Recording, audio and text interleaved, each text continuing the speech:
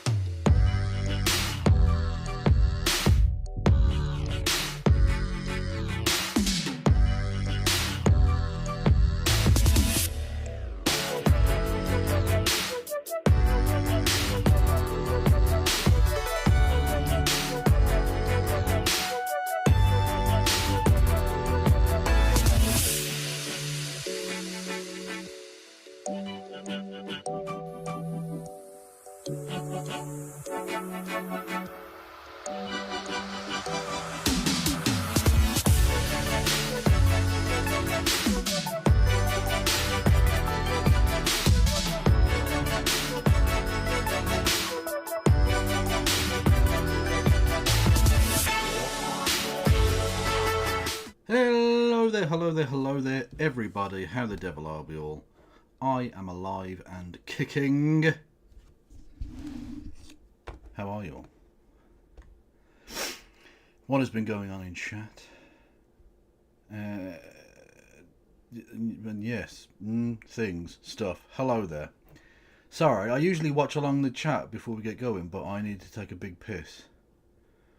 So, you know. No announcement, Kev. About what? What am I supposed to be announcing? What is it you think I would be announcing? I don't have an announcement, if that's... I mean, so I just... The answer is essentially no. But I am interested to hear what you think I would be announcing. Why don't you make up your own story about what I'm announcing? The stream? Didn't I announce the stream? Did I not? I'm sure I did. I'm absolutely certain that I did. If I didn't, I will be annoyed. Oh, I didn't!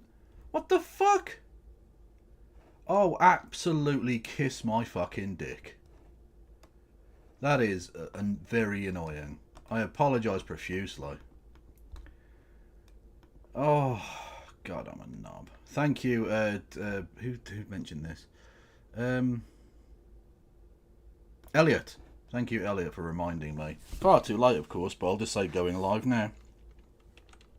I'm so fucking professional at this. I did every other fucking platform except the one that you specifically joined because it's my thing. Like, do you know what I mean? Like,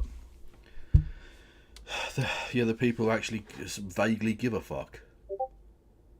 Anyway, going live. Sorry, I'm just.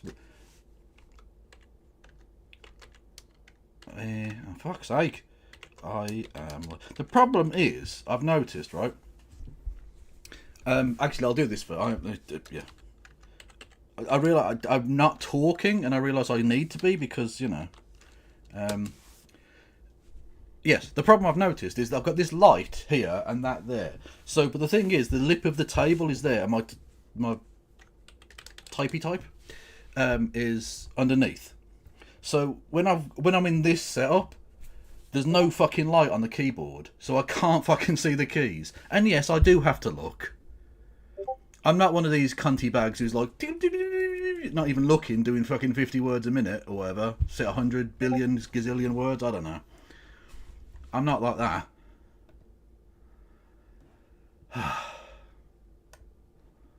So, yeah, typing is even more of an issue now. I've made it more difficult for myself. Anyway, we are now live. That is a fact. Can I just check, are we live? We are live. We are literally live. Thank you. Fucking end me. If you wanted to make me less shit at this, giving me money won't actually help that, but it would still be nice. It still would be a very nice thing to do. It literally will not improve the quality of this stream at all. I'm not going to lie to you. I'm going to be like, oh, I'm going to use the money to get better stuff. No, just living, just being alive. That's what that funds. So if you wanted to, for some fucking reason, God knows why after this fucking start, you can do so in the following ways. You can become a member here on the Discord. Not on the Discord, you can't. Fuck me. I'm having an absolute belter today. You can become a member here on... Nearly said Twitter. On Twitch. You can become a member on Twitch for $5 or some shit. I don't fucking know. It's going to be the year 2050 and I'm still going to be saying it's $5, even though it fucking won't be, obviously. And Twitch will definitely be dead by then. Give me a fucking break, I'm shit. You can give subs to the community. You can become a member. No, become a fucking, whatever, subscriber. For with the fucking thing.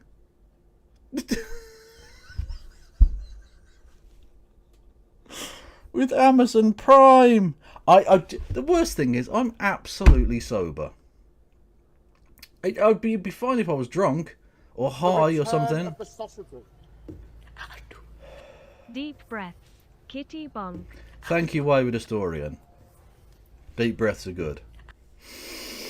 In with the nose, out with the mouth. That's the trick. So, you can do those things, right? You can do all of those things that I explained very well and succinctly. You can do bits messages, as you just saw with Wayward Historian. 200 bits or more gets you a text-to-speech.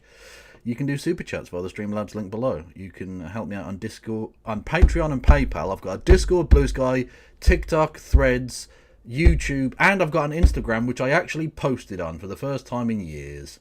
It's only the image you see on screen, but I thought, for some reason, it made, in order to sign into Threads, I had to sign into Instagram. So I was like signed into my Instagram. I was like, oh, I'll put that up then. I'll just put that image up. Fuck it, why not? So yeah, go and check me out on the gram, as the kids said about 5 years ago, probably. But anyway, if you're on YouTube, and why the fuck are you still watching if that is the case, but God bless you, you can become a member for 99p. You can give memberships to the community. You can do super chats, which I will read out at some point. I won't necessarily notice straight away because I'm bad at this, as you may have noticed, but I will, probably, if I remember. I don't know. Oh, for fuck. Okay, right. So, I would usually do a show on a Sunday with No Justice MTG. And I may still do that at some point. We don't know. I was sort of vaguely, not sick, but like, I don't know, just curious about why I'm always the one who has to, like, contact her first and be like, oh, do you want to do a stream? So I thought, well, I won't contact her today and I'll see if she gets in touch. She didn't. For ages and ages and ages, and then 5 minutes ago, just as I was starting the stream, she's fucking contacted me.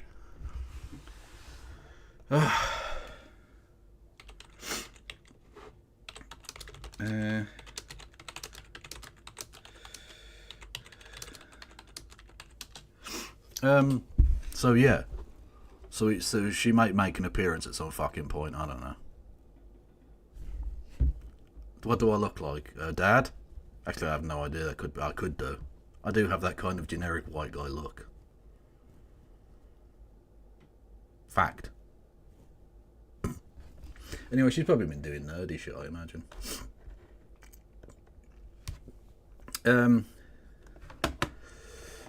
Too busy. Says, well, probably not, but who knows.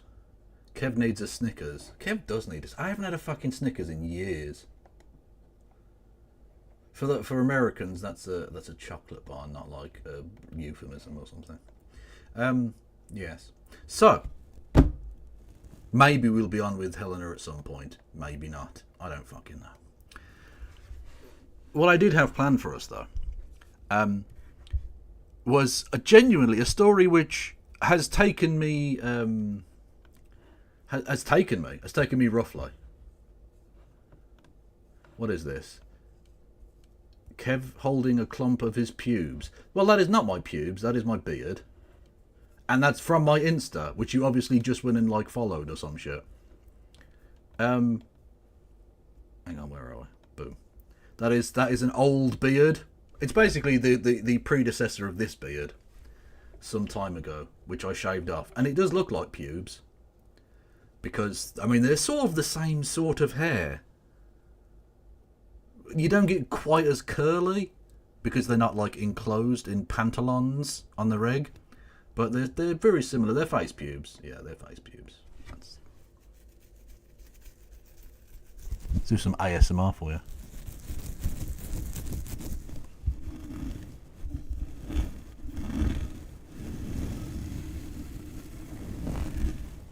That's some beard ASMR. Or asthma. I don't know, whatever. Anyway, that's my beard. But that was not the story that took me. It also wasn't the story of Syria falling, which, just to give you a brief bit of analysis, we may cover it later at some point, I don't know. Brief bit of analysis. Assad gone? Yay. Whoever's taking over? Probably not yay. We may be in for another Libya situation, unfortunately. We'll wait and see. It doesn't look good either way.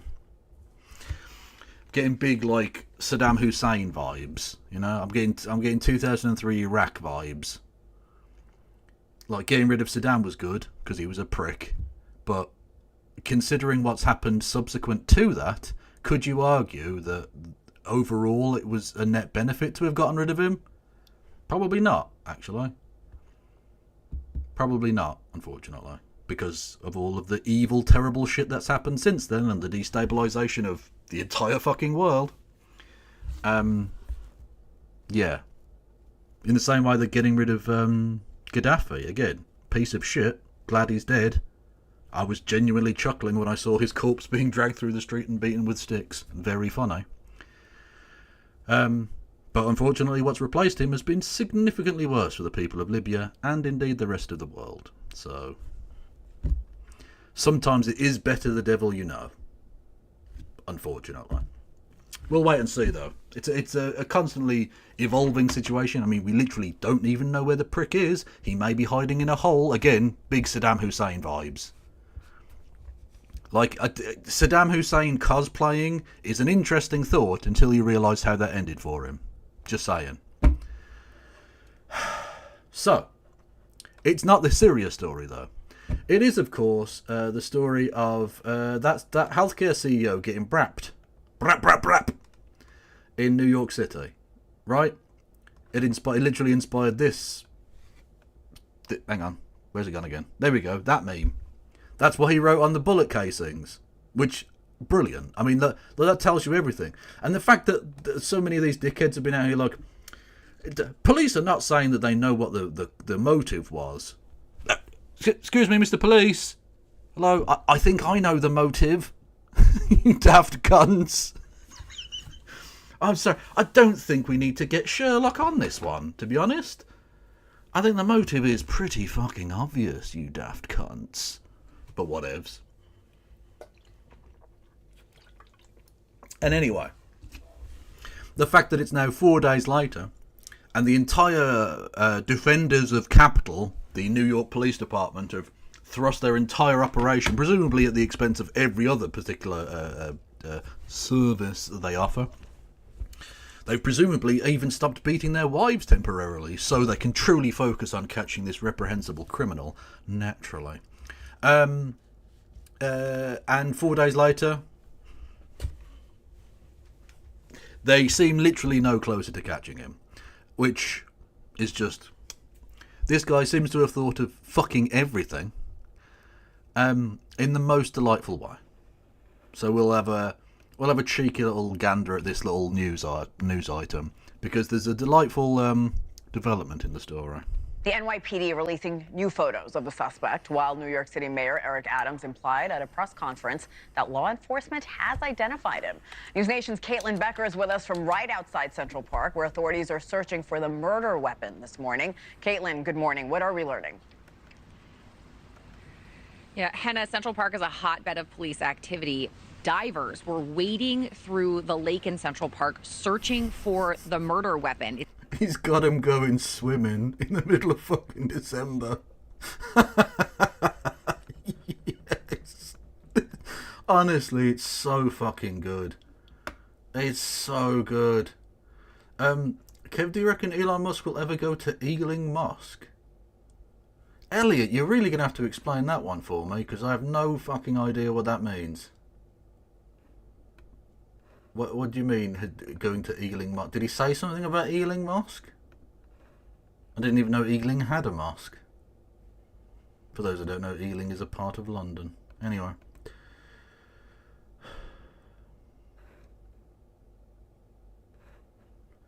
This situation was a real eye-opener, that even when on your side, how Westerners talk about other people's countries is so inhumane. Disgusting. What do you mean, Sarah? It's believed to be a rare gun called a B&T Station 6. Investigators actually went to Connecticut to look for the place of purchase. And we know from that surveillance video that it's a long-barreled gun with a suppressor that was attached to the end. It does seem that the divers so far have come up empty-handed, so they... Of course they have. They've sent you on the biggest wild goose chase imaginable. It's fucking delightful. Honestly, he's got the NYT and the NYPD chasing its fucking tail. It's beautiful. Not only was the initial act obviously terms of service, and therefore I can't possibly say anything more than that, but the fact that he's got these cunts like the Keystone Cops, like a fucking it's like something out of a fucking knockabout silly movie starring Seth Rogen, like fucking going all over the place. They haven't got a fucking clue where he is. Let's be honest. Victory is ours. 4 days in, and they've got this little. They've got nothing. They've got fucking nothing. They are running on fumes. They are empty. He has absolutely fucking rinsed. He has Comstered and dumpstered the entire New York Police Department. The police apparatus of New York is so fucking expensive that it like virtually collapses the local fucking economy. It's ridiculous. And yet they can't catch a bloke who seems to have gone out with what might be some sort of veterinary gun I saw, which is interesting given that he executed an animal. He put an animal down with it. Appropriate in many respects.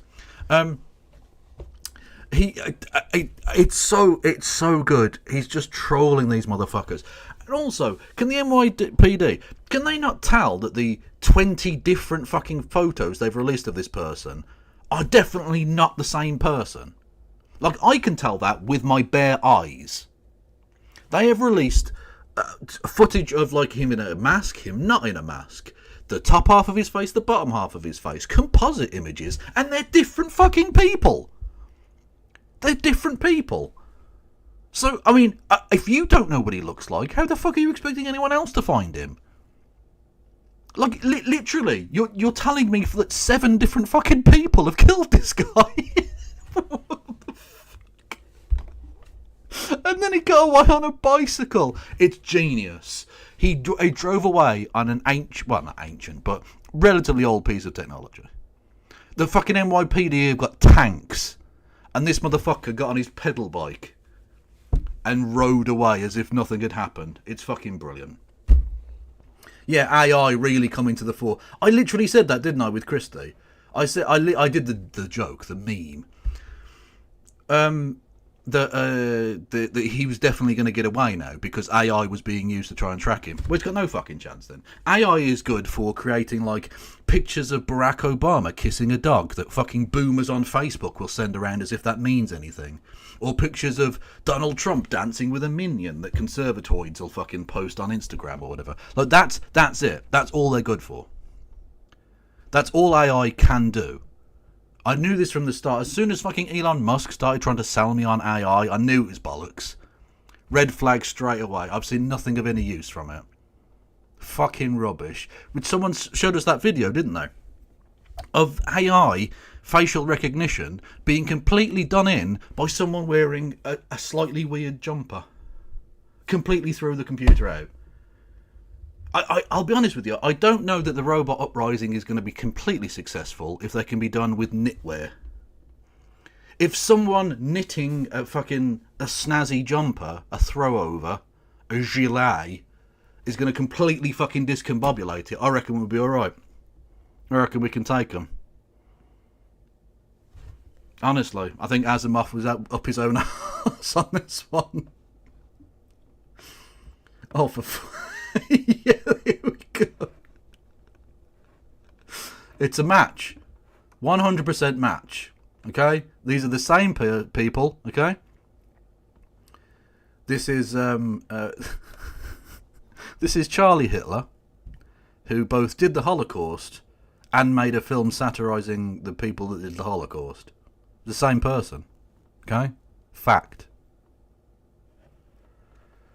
Unbelievable. Load of bollocks, AI. Complete shit. Mark my words. May be back again for a second day of searching in that lake. As you said, we also have new images released by the NYPD of the suspect. They're pretty close up. My mum crocheting can take down AI. Where the fuck is that little cunt? Here he is. Hang on 1 minute. 1 second.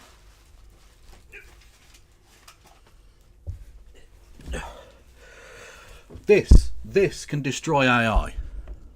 What you see here, people. This fucking abomination. This thing can take down the world's fucking military policing. The military-industrial complex can be destroyed with crochet. Fact. And you know it's bad. You know technology has to be fucking shite when my mum can defeat it. Jesus Christ. That's a thing my mum made, by the way. She's mental. pretty clear he is in a mask again. However, I feel like when honest to God, not only is he the most fuckable assassin of all time, although John Wilkes Booth did have certain kind of swarthy charm to him, but this guy as an assassin, look how fucking Chad that look is, and again, how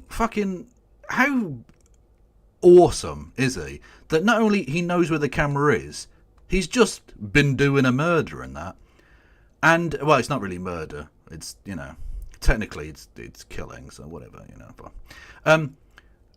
you can't kill a tyrant, that's all I'll say. Sorry, you can't murder a tyrant. And he looks straight into it. He's like, fuck you pigs, fuck you, I know where the camera is and I'm going to look straight into it. Do you fucking eye technology fucking bullshit on me? I don't give a fuck. Because I'm literally the chaddest cunt that's ever existed, apparently. Boom. fuck me. I mean, it's just amazing. You're looking at the pictures that his eyebrows and his eyes are pretty distinctive. So this may lead. Come on now, she is sopping wet. Come on now. They're pretty distinctive. You have absolutely flicked your bean to it. Let's just be absolutely honest with ourselves here, people. That is news people speak for. I would absolutely ride this man into the sunset. Facts. 100 fucking %. No cap. Phantom of Black says, very fitting considering Sonic's antagonist, Dr. Egg, has an AI daughter helping him now. Is that true? Is that how that works? I don't know. I don't watch degenerate filth like that. Need someone to say, hey, I recognize this guy. I saw him that. He looks kind of feminine. I tell you who looks kind of feminine, right? I've never seen this picture before. Having talked about Syria. Look at this shit. What the fuck? Are you seeing that dump truck? And the fucking hip dip? Oh my god. It's like the fucking Instagram baddie. Whoa! Honestly, he would go down a storm at the bar. I'm telling you. He would not pay for a drink. Woo! Frank Castle kills... I'm not interested in that. I'm just going to be straightforward with you, thinking Sabercat. God bless you. Thank you for the 100 bits. Not interested in whatever that clip is. We are currently looking at Assad and his ass that I've had. I haven't had that. But that is... Fuck me. Look at that shit. That is... The twink dictator? Just saying. Day. And if it's any indication by Mayor Eric Adams, it does seem like the NYPD is closing in on their suspect. But Hannah, I want you to pay attention on exactly how he phrases this. It is very interesting how he phrases this. Take a look. We don't want to release that now. If you do, you're basically giving a tip to the person we are seeking. And we do You're so full of shit. So full of shit. Well, we totally do have his name. We're just not going to tell you. Yeah, that's right. And I've got a girlfriend, but she goes to a different school. But trust me, she is definitely real. You just don't know her, and she's from out of town. So, like, who the fuck do you think you're kidding with that? Come the fuck on, my man. That's embarrassing.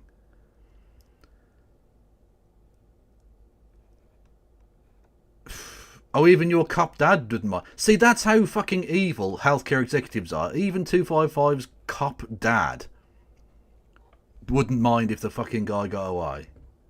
I think virtually the entire world is like, I do hope he gets away. Because, like, what actually happened here? This healthcare executive, let's be entirely honest, killed loads of people by denying them healthcare insurance. Drove loads of them into poverty, which again has healthcare outcomes, shortened people's lives. He was a gangster. He was a fucking gangster. A criminal, in any real crime sense. And a gangster got killed. Well, gangsters do get killed. That's like a kind of occupational hazard, shall we say. You're a daft cunt for not having security. Do you think your average mob boss walks around without one or two wingmen to maybe look out for him? Cover him? Protect him from behind? You know, all of that sort of thing? This fucking mob boss, because capitalists don't even think of themselves as mob bosses when, like, they're worse than fucking Al Capone could dream of in many respects. They don't even think of themselves in that way. They genuinely think of themselves as just, I'm a business officer, I'm a businessman, I'm just doing the shareholder, blah, blah, blah. But he's a gangster, a criminal, a piece of shit. And he got whacked. Okay, then. I mean, I don't feel sorry when a mob boss gets fucking hit either. Like, Fair enough. Moving on. Jesus Christ. I condemn this wholeheartedly. TOS, TOS. This is an outrageous piece of it's not fair is what it is. Okay, this man had a family who were probably also cunts as well, so just say. The memes have been too good, to be fair. The memes have been absolutely excellent. Anyway, but no, they definitely have his name. They're just not going to tell you because reasons. Not want to give him an upper hand at all. Let him continue to believe he can hide behind. Motherfucker, you don't need to give him an upper hand. He already has it. You can't give him the thing that he totally already possesses. Like, motherfucker, he's got you dancing to his tune. He's got you out there fucking swimming in a freezing cold lake in the middle of fucking December, you dopey bastard. What are you talking about? He pedalled away on a bike, and you and your fucking tank brigade of fucking fascist wankers can't get a glove on him. We don't want to give him the upper hand. Motherfucker already took it from you. He took it from you and spat in your face and moved away. He's probably in fucking Brazil already, you prick. He's probably in your house fucking your wife right now, mate. And the mask, we're going to, just as we revealed his face, we're going to reveal who he is, and we're going to bring him to justice. Yeah, no, I totally believe you, boss. Yeah, no, definitely. Lol. So he seems to indicate that they know who it is, but they don't want to reveal his name publicly so that they don't spook him. Some people took that as an indication that maybe they don't actually have his name, that it just... Yeah, you reckon? Some people have surmised that it might be that they don't have his name. Some people reckon the police might be full of shit. Who'd have thunk it? Amazing. Is something that perhaps they're getting closer, or the mayor wants to make it seem as so, but it's possible, Hannah, that we could get a name soon. Yeah, it's possible that they're just full of shit, yeah. Lynn, you were reporting about the backpack that was found in Central Park. There was a lot of interest in what was inside. What do we know this morning? Now, I thought when I saw this, the sort of headline bit of news from this, I thought that this was a joke. I thought this is obviously so outrageous and so silly that it can't possibly be true, right? Like, you know, like I assume when I see something dumb like that there's no way that actually happened, right? Not a chance. Not a fucking chance. And so I didn't even think twice about it until I then saw the clip and I was like, no way. No way did he pull this shit. Just, it's beautiful. Hannah, you're not going to believe this. I mean, this was this bombshell. I literally didn't. Discovery. It was discarded in Central Park by 71st Street. They thought inside it could actually point them to the killer. It was Monopoly money. Monopoly money stuffed inside of this backpack. And he put loads of Monopoly money in there. Oh, it's too fucking good, man. Honestly, round of applause. Oh, that's sensational work. That is a fucking high tariff maneuver, and he nailed the landing. 10 out of 10. Fuck yes. Fucking Monopoly money, man. Fucking How the fuck did he ride away on a bicycle when his balls are that fucking massive? How did he even get on the bicycle? Presumably he has to carry his balls around in some kind of fucking trolley. Or a wheelbarrow. Absolutely fucking mental. Not only does he pull off the crime, he then gets away on a bike, dumps his shit, and has the police chasing their tail for fucking nigh on a week. But the motherfucker's trolling them. Honestly, if it turns out he's got $1,312 in Monopoly money in that fucking backpack, I'm going to have to suck him off. I'm going to have to track him down and suck his penis. That has to happen.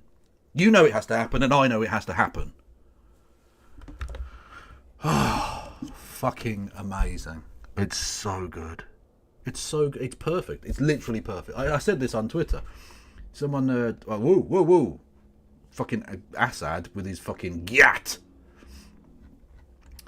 Here we go. Someone said, I can change him. They said, I can change him. And I just said, why change perfection? Why would you? You can't improve on perfect. Okay?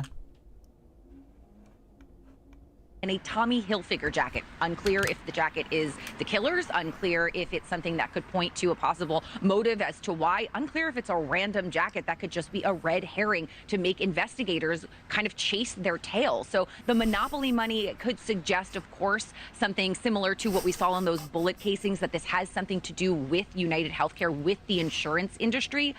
Or it's something that's just going to taunt police and waste their time, Hannah. Yeah, it's that one, I think. I mean, or a bit of both. Like, it's to do with money, and it's like, fuck you pigs. What are you going to do?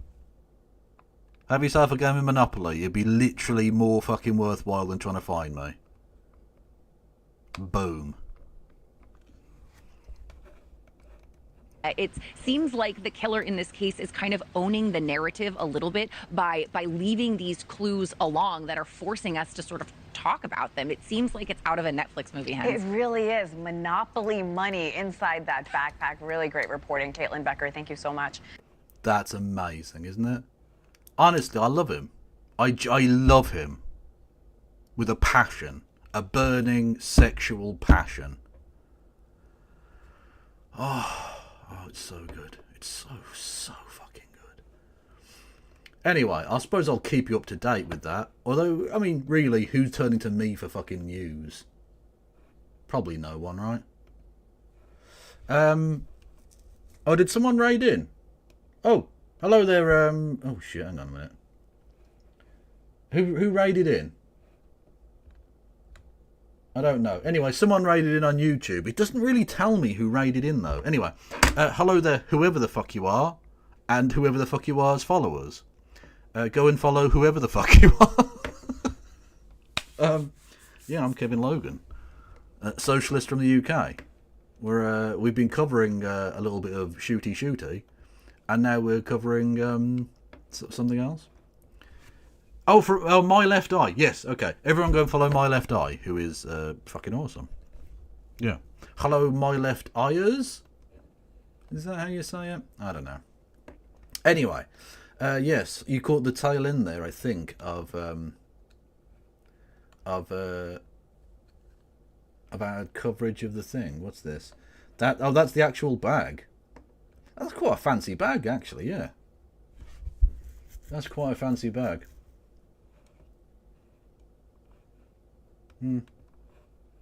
So presumably it wasn't like a random person dumping a cheap shit bag. It was like a real thing. NYPD fiscal for 2024 to 2028 includes a budget of $5.8 billion in fiscal 2025, which is around 5.3% of the city's budget. 48,000 full-time positions. They spend more per year than the entire healthcare spending of Montenegro. Fuck me. Oh, that's mental. And they still can't fucking find him. See, this is the problem. American police don't actually... Well, police in general don't really fucking help you. But especially in America, like, it's so obvious they don't give a fuck. It's so obvious they're not there to protect and serve. They'll fucking soak up so much of the money and give you nothing. Give you absolutely jack shit in return. Fucking amazing. And people just put up with it. I suppose I do here too. Like, there's nothing I can fucking stop them, you know? Oh. How many other clues will be dropped in the area by concerned citizens? Oh, there'll be loads of that. There'll be loads of it. I mean, if there isn't copycat killing, which may or may not happen, we'll wait and see. There'll definitely be, like, copycat, like, clue people. There always sort of is with those cases. There's always like red herring people. I suppose probably the most famous here in Britain was during the case of the Yorkshire Ripper, who old heads will remember. We watched that documentary series about it. And one of them was when the Yorkshire Ripper during the 1980s killed largely sex workers in an area of Leeds in the north of England. Famous serial killer case. Massive publicity and all the rest of it, became a really huge story, certainly here in Britain. And one of the red herrings that threw the police off, which they really should have realised because the fucking eyewitnesses and stuff said that his accent was completely wrong, was that a guy from the northeast of England, so about 150 miles, completely wrong, up the top there, nowhere near where the crimes were happening, and a completely different accent and all the rest of it, was sending in cassette tapes, because that was the cutting edge technology at the time. Was sending in cassette tapes of himself recording himself, like taunting the police, like, "You'll never catch me, ha ha ha, I did X, Y, and Z, ha ha ha ha." And it was completely fake. And eventually they did actually catch the guy, like 20 years later. Like, they tracked him down and put him in jail for, like, perverting the course of justice or whatever. It was fucking mental. So yeah. But they should have known, because like I say, the voice was completely wrong. People had heard the actual Ripper, and he had like a local-ish accent, and this guy was nowhere near. And secondly, all of the pieces of like evidence that he'd done it were available in the press. Like, he wasn't able to tell them anything that wasn't already in public knowledge. So he clearly wasn't like the guy doing anything. Yeah. Anyway, so that happens all the time, and I'm sure we'll get some of that. I hope people start throwing Monopoly money at police. That would be fucking good. It'd be a bit of a waste of time, but ultimately, is it even a crime? What are they going to charge you with? Assault? Have you seen all of the internet sleuths who said, "Fuck off, I'm not fucking helping you"? Well, that's one of the things, right?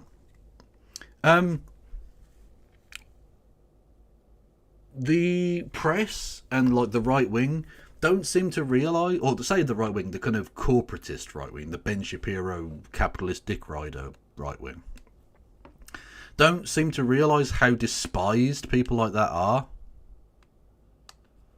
They think that this is like a really bad thing. Oh no, they killed the CEO. That's the wealth creators, all of that shit.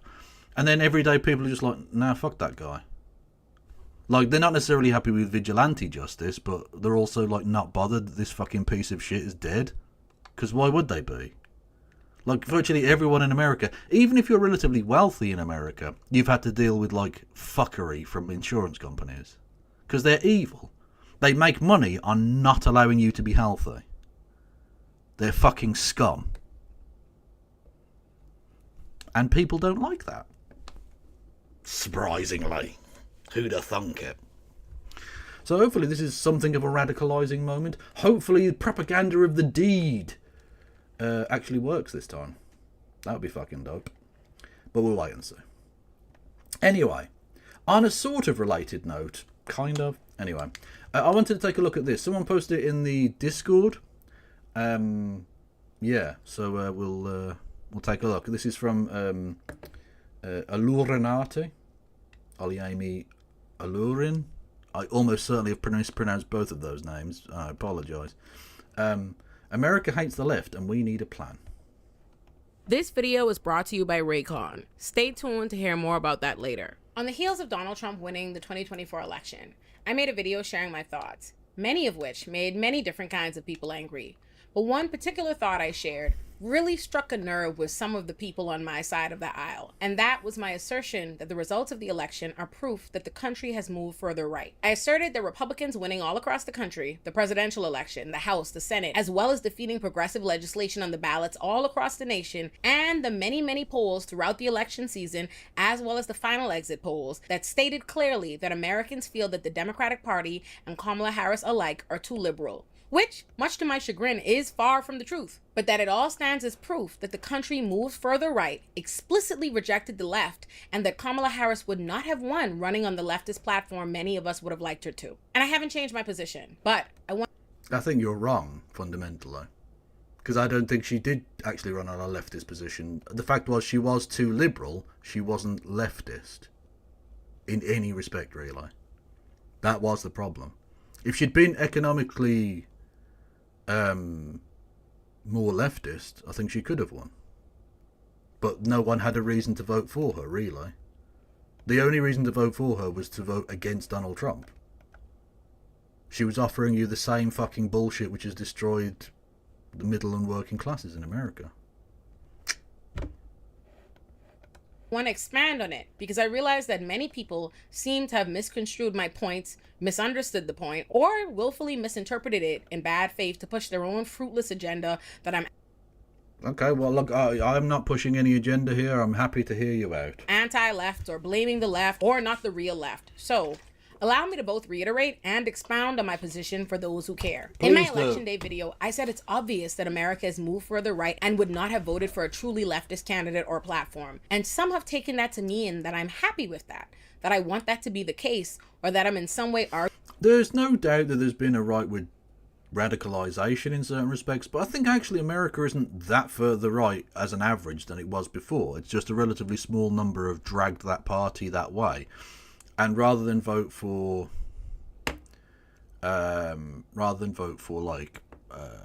what they consider to be rightist or consider to be leftist when it isn't at all, it's basically an education issue more than anything.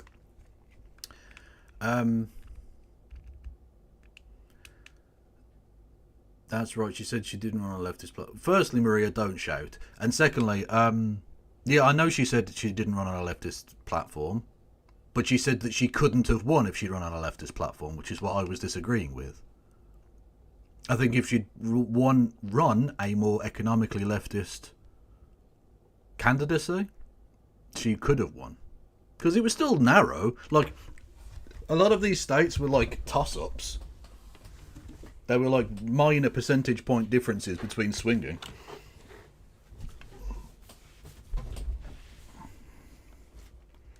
arguing we should move further right or abandon leftist beliefs or something. None of that is the case. I am simply identifying the sad state of affairs we have found ourselves in. I am attempting to identify the problems we are facing so that hopefully we can address it, because we cannot fix a... Alaya's been spiralling. In what sense have they been spiralling? If you don't mind me asking. Because I haven't been keeping up with it. I haven't watched what's the podcast they do with Lance and all of them. I haven't watched that in ages. Not for any... I haven't made like a practical decision not to. I just haven't. Been busy doing other things. It's a problem we won't acknowledge exists. I have always recognized that our views, our progressive values, are in the minority. We are challenging the status quo. So we have always been fighting an uphill battle, and that will continue to be the truth. Although that hill will be much steeper going forward. But nevertheless, we have been swimming against the current, trying to get the majority, who have been indoctrinated to hate other, to see helping one another as the true enemy. Welfare, socialism. We've always been fighting an uphill battle, trying to persuade them over to our side by trying to challenge, debunk, and dismantle their entrenched foundational beliefs. So I'm not sure why anyone would misinterpret me pointing out that we are currently losing that battle by a lot more points than I would like to mean that I think we should give up or join the majority. What I'm saying is, we need to stop deluding ourselves into believing a nation full of people who are so prejudiced they can be easily convinced to support a raging bigot explicitly planning to destroy all of their lives because they're just happy to have their neighbors' lives destroyed, are really on our side. That a couple of quick fixes and messaging changes in 3 months of a campaign would have done the trick. No, we're in much worse shape than that. Okay, but no, I don't think anyone's suggesting that would have fixed everything. Your argument at the start was that her being not economically, or not being left-wing, or if she'd been left-wing, she wouldn't have won. My contention is that that's not necessarily the case. Because again, the people that have moved right were never going to vote for her anyway. So I don't see it as a particularly salient point to say, oh, well, some people have gone further right. Well, okay, let them, I suppose. Like, it's, what can you do? And now you're saying that just doing X, Y, and Z won't fix the problem. Well, of course it won't. I don't think anyone on the left was saying that getting Kamala Harris elected, even on a more progressive ticket, was going to fix the problem. It was very much the sticking plaster of, let's just stop Trump. And then hopefully something gets better, which unfortunately hasn't worked for the last 3 election fucking cycles, but whatever. And I know Biden won, but he didn't actually fundamentally fucking change anything because he's a shithouse. Anyway, regardless. Yeah, no one is suggesting. By the way, because I did the beard ASMR, there was a fucking beard hair in my microphone, which I didn't notice. So if the audio has been shit, it's because of that, honest. Yeah, so this was never going to fix all of the problems. It was just going to stop Trump, which is, like, at the very least, harm reduction, if nothing else.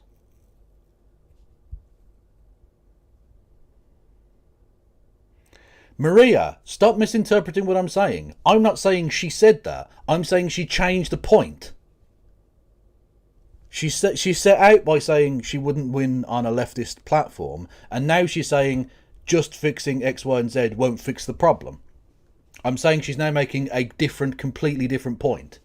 I'm saying she's Mott and Baileying the situation. She starts out with a contentious point, but nothing like crazy out there, and then draws it out to this completely different other thing. I'm saying she has developed a point in a way that I think is a little disingenuous. We obviously have a lot to do to move America to our side. Something I hear a lot is that Americans support progressive legislation when they don't know it's progressive legislation. And when this is said, it's usually said by... Americans being ignorant is definitely true. For instance, did you anyone see the graph of the number of people searching on Google the word tariffs the day after the election? What do you do with that? How do you fucking help ignorance like that? I don't know. Someone trying to advance the point that Americans are really more progressive than we're giving them credit for. But I'm here to tell you that tricking a bigot doesn't make them a progressive. If you have to trick someone into supporting progressive legislation that would benefit them, because if you told them the truth, they would oppose it because they prefer to align themselves with politics, politicians, and ideologies that won't necessarily... Well, on 255, it's unfalsifiable in that it's an alternative history hypothesis, yes. benefit them, but will explicitly harm others. The fact that you were able to trick them does not make them a progressive. It's not proof that America supports progressive legislation. It's proof that they are both a bigot and an idiot, which is a lethal combination. The fact that Americans oppose Obamacare but support the Affordable Care Act is not proof that they're secretly progressive. It's proof that they're racist and dumb. The fact that Americans hated Michelle Obama's healthy food agenda when the Obamas were in office, but can easily accept RFK Jr.'s bootleg knockoff of it, Make America Healthy Again, is again proof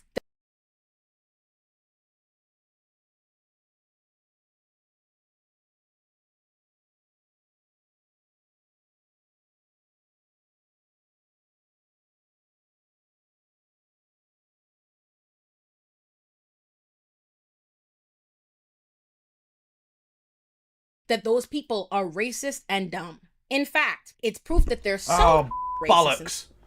Okay. I'll say it again because I was muted because I'm a fucking idiot. Anyway, I was suggesting that RFK Jr., and I called him a bear fucker or a bear corpse fucker, won't achieve anything because when Trump gets back into the White House, the food lobby and the corn lobby and all the rest of it will get on his arse, and he's a corporate piece of shit who will absolutely just cave into them because he's just a capitalist at the end of the day. So, yeah. Stupid. They won't support legislation that would benefit them. A nation that has to be tricked into helping others, but flocks to a candidate and party campaigning on the promise of destroying the lives of millions of people is not one that will be so quickly won over by the... I am a rock star. This is true. And you can make me even more of a rock star by subscribing to the channel, or gifting subs to the community, or subscribing with Amazon Prime, or doing bits messages. Stop it. Get some help. Almost 4 years you've been with me, that is true, some random geek. Thank you for resubscribing, much love. If someone gifts or becomes a subscriber or does bits messages now, we get on a hype train, and that would make me semi-erect. I don't know if that's a good thing or a bad thing from your perspective, I'm just telling you it is a thing. Also, you can do bits messages and super chats and all of that. You can become a member on the YouTube for 99p, or gift memberships to the community. Good for the algorithm and all of that. And you can do super chats there, which I will read out. The tweaks and messages I've heard so many people throw out. And I'm not saying that because I think the Democrats did nothing wrong. I'm saying that because I want people like me who are in the business of trying to bring people over to our side of thinking to go back. By the way, does anyone know if this is a stiff dick of poop? If this person is... Hang on. Is there a message? No. Does anyone know if this person's taken money from that progressive PAC thing that the YouTubers were doing? Because that does change the dynamic a little, I think. Back to the drawing board and figure out how we start walking some of these people over to our side and to stop embracing these silly ass notions that our beliefs are secretly popular and Americans can be easily swayed overnight if we did XYZ. I don't want us to abandon trans people, black people, immigrants, Asians, Latinos, or anything else. I want us to sit down and assess how our biases were played on, how right-wing media and right-wing politicians have been so successful at playing on people's prejudices, fears, rugged individualism. Well, because they own all of the media. Like, how do you suggest that stops? You know? Thank you, Weber Historian, for gifting us up to non-binary. We're on a hype train. If we get to level 2 of the hype train, I will finger the chances of the NYPD catching the Chad assassin, because those chances are dead. But that's only if we get to level 2 of the hype train, people. Stiff dick of poop. So, you know. Thank you to non-binary for gifting us sub to the delightfully named Deny, Defend, Depose. Which isn't even a new fucking channel. It was literally created in September of 2022. Albeit, they also have a Rangers flag as their fucking thing, so they're probably a cunt. Anyway, thank you to Epiphany Jane with 100 bitty bits. Much fucking love to you. We're on level 2. I've got to go to New York. And I will be bringing all of my Monopoly money. Because that's all of the money I have. Selfishness and downright stupidity. And I want us to figure out how we undo it. I'm not saying I don't think we would have won on a leftist platform because I'm happy or even okay with that fact. I say that with great pain as someone explicitly building a leftist platform. Whether you believe I'm left enough for you or not, you. Watch who you believe is and get off my ass. I simply want us to tackle the issue, which is we are losing on messaging. We are being out-propagandized, and we are persona non grata in the court of public opinion. And the reason for that, Americans consume year-round right-wing propaganda in the form of most of their media, mainstream, independent, and social. Most of the political content people are consuming is not the news or content that explicitly labels itself as political content. They're getting it from content that packages itself as entertainment, while only peddling antiquated right-wing views meant to make people look down on and exclude women, minorities, and the LGBT community. It's in the manosphere content, the tradwife content, the gossip blogs and platforms like the Shade Room, Academics, No Jumper, TMZ, and all the other wildly popular plagues on the mind that America keeps embracing. But none of that means we abandon our causes, our communities, or the most marginalized among us. It means we have to figure out how we tap into the majority's base instincts to bring them to our side. How we take what we know about people and use it to our advantage. And we can't do any... How much do you care if people vote for good things if they still hold bigoted beliefs? Well, ultimately, you can't really stop someone having bigoted beliefs. You can try and educate them and make them better, but ultimately some people will just continue to be sort of bad. So if we can get them to vote for something positive, that might be the best we can fucking do, isn't it? Isn't that ultimately the thing? I mean, the best thing you can do is to help me on the hype train with bits and subs. But the second best thing you can do is get them to vote for socialism. And to be fair, giving me money and socialism are basically the same thing in many respects. I am socialism. Hear me roar. Any of that if we are hell-bent on lying about what the majority's base instincts are, if we keep refusing to believe what they have told us about them, what history and our lived experiences confirm. What we have to do is educate people about these issues all year round. And not only do we have to constantly fight, debunk, and respond to misinformation steeped in bigotry, we have to lead the charge to educate the masses unprompted. We have to choose to not just be advocates for ourselves and others, but we have to invite the people who are other, who are most vulnerable, to tell their own stories, to humanize their own stories, to dispel the caricatures of them that the bigots present to the society. And none of that happens if we're constantly downplaying the impact and threats of these kinds of content and the ideologies that they espouse. especially when it's all significantly more popular than any explicitly leftist political content. None of that happens if we refuse to see how our pop culture and social discussions are truly political in nature and affect how people see the world around them, and thus what kind of politicians and legislation they will support. We also cannot do this following the white leftist model of trying to strip race and gender from every analysis. Bigotry and hate is not as nuanced as we insist on pretending it is. It's not economic anxiety or any other term people have grabbed on to explain why everyone but black people voted for a white supremacist. It's more than class. Anybody peddling this idea that the working class was abandoned to explain why white people voted for a white racist like they always do when the black working class all chose not to vote for a white supremacist and Biden's administration has allowed for some of the biggest union wins we've seen in a while is wrong. And I mean that, even if Bernie Sanders is the one who said it. So many people want to divorce race and gender from the analysis of Kamala Harris's loss. There's definitely some class reductionist takes. Yeah, I've seen that. And that's fucked up. Don't do that. Even though it's inextricable from any meaningful analysis of how a white supremacist who was impeached twice and incited an insurrection be a far more qualified black woman who served in every branch of government. The mere fact that Kamala Harris is viewed by many of the left as a moderate, or maybe even a right-leaning one to some, and she never once ran on or even mentioned identity politics, trans issues, being woke, or anything else that the right was able to convince the majority she represented, and even many of the white liberals and Democrats echoed these outright fallacious assumptions, is proof of the fact that she wasn't listened to.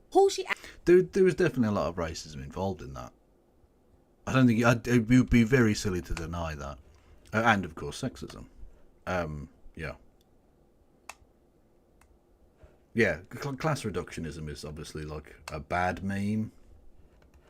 Actually presented herself and her beliefs to be either ignored, discounted, unheard, or disbelieved. And that is itself proof of how misogynoir and white supremacy functions. This effort by white people on both sides of the... By the way, misogynoir, like, I get it. I get why it's said, but, like, it's a very strange word.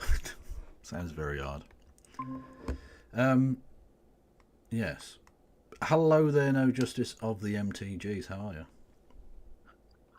I've got one question for you, Kev. What's that? Important question.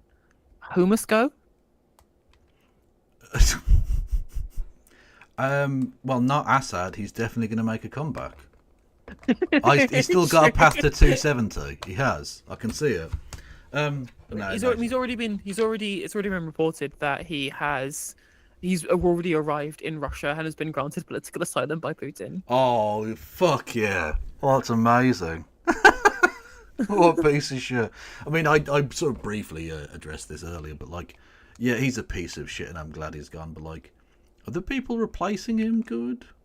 They don't seem very good.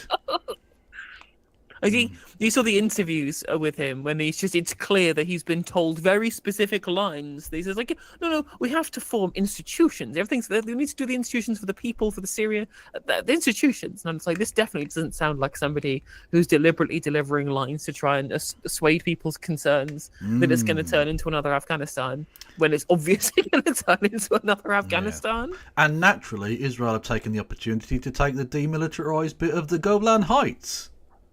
Because of course they have. Look, is there any opportunity they won't take to just grab some more land that isn't theirs? No, they will do whatever. They do it literally whenever the opportunity. Oh, Benjamin Netanyahu, itself. He's just stubbed his toe. Oh, they've taken Egypt. Okay. There's Sinai Invasion Part 2, Electric Boogaloo. Amazing shit. Well, I'll just address my chat for a second. Well, I'll watch the rest of this video with you another time, but it doesn't feel like content that No Justice and I would thrive amongst. This is very much a Kev. It's a lion alluring, or whatever the fuck her name is. I am so sorry.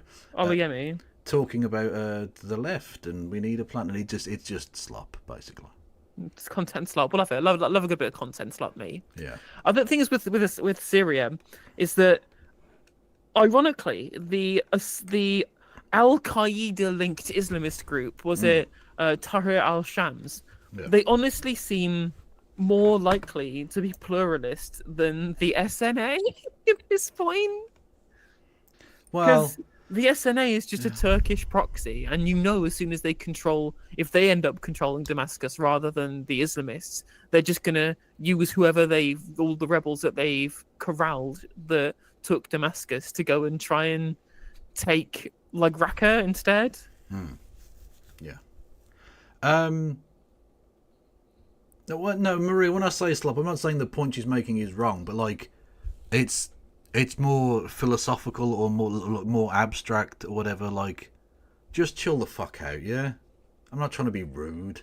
Although I think she was talking shit, but whatever. Anyway, fuck's sake. What was the subject matter of the video? It was frankly a bit shite. She was basically saying that if Kamala Harris had run on a left-wing ticket, she would definitely not have won, and blah blah blah.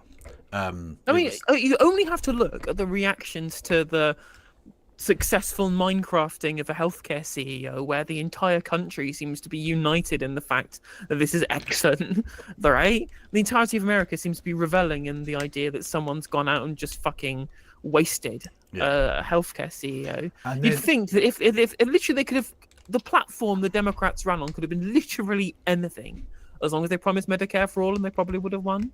Yeah, possibly. But then, I mean, my favourite bit, he left a backpack with Monopoly money in it. Oh, it's so good. Chad. Honestly, how did he ride that bike with such massive bollocks? How did he even do impressive. that? Incredible. He's got elephantitis or some shit, that lad. Jesus. Anyway, good luck to him. Hopefully he's in a country already that doesn't have an extradition treaty. Literally, I wonder if Vladimir Putin's going to offer him asylum like Edward Snowden. Yeah, imagine that table. Edwin, or even Edward Snowden, fucking Bashar al-Assad, and the Chad assassin. Jill Stein. Jill Stein. Fuck me. Just what a weird... That would be trippy as fuck. Anyway. Yes, so... I'm sure they'll probably bring up Syria at some point as well in this. Should we move on to some Laura Kuenssberg? Absolutely. So we're moving on from. So we've got the incredibly online, completely innocuous content slop and Olayemi Olurin. Yay! I see what you've done there. I see you. Well, I guess terminally online in UK politics, I'm actually terminally in London. Yes, terminally tube line. Yeah. Yeah. Well, what's the district that Westminster in is? What is it? Is it literally SW1? I think it is. Yeah. Yeah.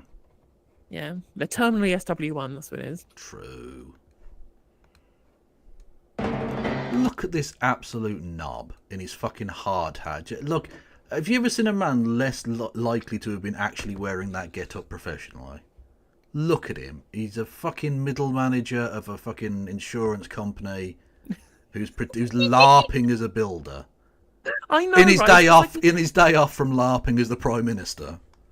Yeah, turning up on site for like the once a month that they go down to hang out with the proles, going, oh look, I have to wear a high vis and a hard hat because it's the health and safety rules, and it completely doesn't fit in any sense of the word. It's like when he was there in like military fatigues, doing rounds at Kyiv, pretending, whilst leader of the opposition too, pretending like he knew what was going on, but Europe was still treating him like he was already Prime Minister. It was very weird. Yeah. Well, that happens. Like, I mean, let's be honest, world leaders are not exactly ringing up Joe Biden to get, like, anything. Because he's not the president anymore. I mean, spiritually, he hasn't been the president for several months, possibly years at this point, who knows. But, like, he's just so lame duck at this point. No one gives a fuck about this old prick. He's dead. He's literally dead. Fact. What kind of country is the Prime Minister trying to build? And who's he blaming for holding him back? Ignore the NIMBYs. The left. The government wants to sweep aside all obstacles. I'll answer that for you. He's blaming the left. Crumbly concrete is, of course, because again, that's what's happened. They're trying to build, but it's being blocked by all the crumbly concrete. Literally. And build 1.5 million new homes. I mean, it's actually being blocked by a lot of Labour councils, ironically. Because again, NIMBYism is not refined to any one particular party. There are NIMBY wankers everywhere. That's the problem in many respects. Yeah. Yeah, literally. And as we come on air this morning, in Syria, rebel forces say they've captured the capital, and the brutal regime of President... It's given me very much Brave Fighters of the Mujahideen vibes. I mean, I know, again, it's literally... I wonder how quickly it's going to get until the Western-backed like Free Syria army ends up turning on the West, just like Gulbuddin Hekmatyar did. Yeah, I mean, I'm just going to say, which one of... This is the metric from now on with Western-backed nonsense. Which side is least likely to open slave markets? That's the one we have to, like, hope wins, I guess. I mean, I guess it's just...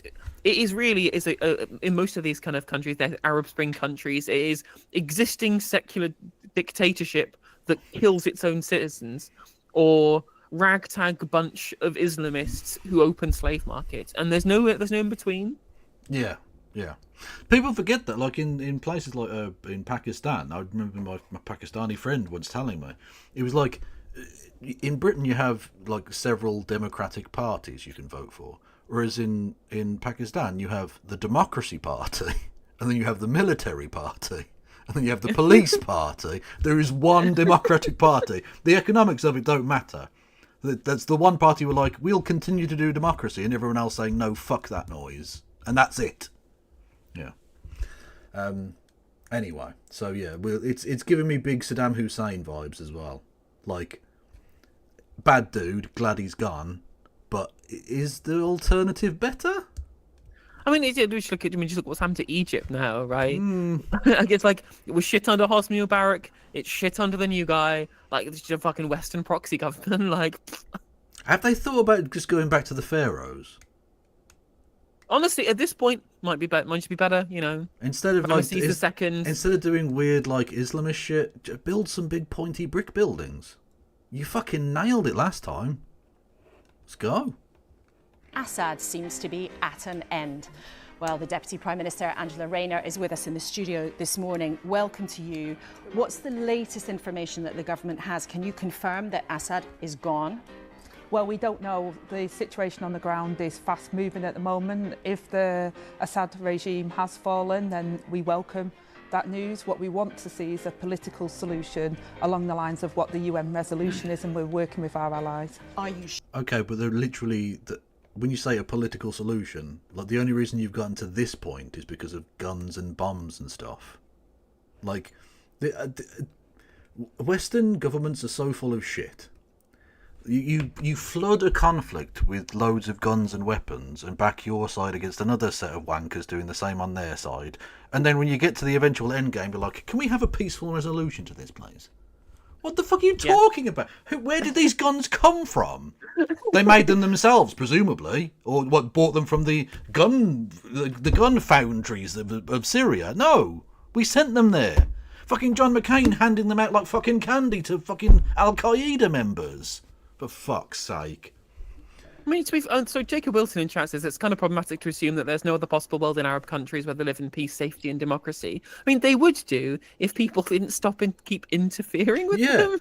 It's not innate to the Arab mindset. It's the fact that the Western countries keep fucking with them all the time.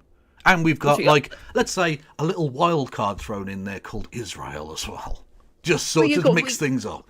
Yeah, there's the NATO countries interfering, there's Israel interfering, and there's Iran interfering, and there's Saudi Arabia interfering. Yeah, you literally cannot get away with it. You cannot get away. Basically, the closest that we've seen, of course, there's Lebanon. That's fucking now in a shit tip because of Israel. I mean, there was Palestinian elections, but it's not even a real country at the moment because of Israel. Yeah, it's basically just like annexed at this point. And that's without getting into the fact that none of these countries are real. Like, obviously, no countries are real in the sense that you can just draw lines on a map, right? So no country exists in that sense. But, like, there are some countries that naturally develop, like, I don't know, fucking France or some shit, right? And there's some semblance of, like, togetherness about a nation like that. Syria is not a nation. When you've got straight lines for hundreds of miles drawn across desert, that is not a real country. That's some colonialist bullshit. Iraq doesn't exist. Iraq is several sectarian fucking civil wars happening concurrently all the time. That's all that is. It's not a country.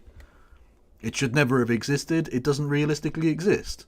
But, you know, we still pretend because they've got oil. Yeah, basically.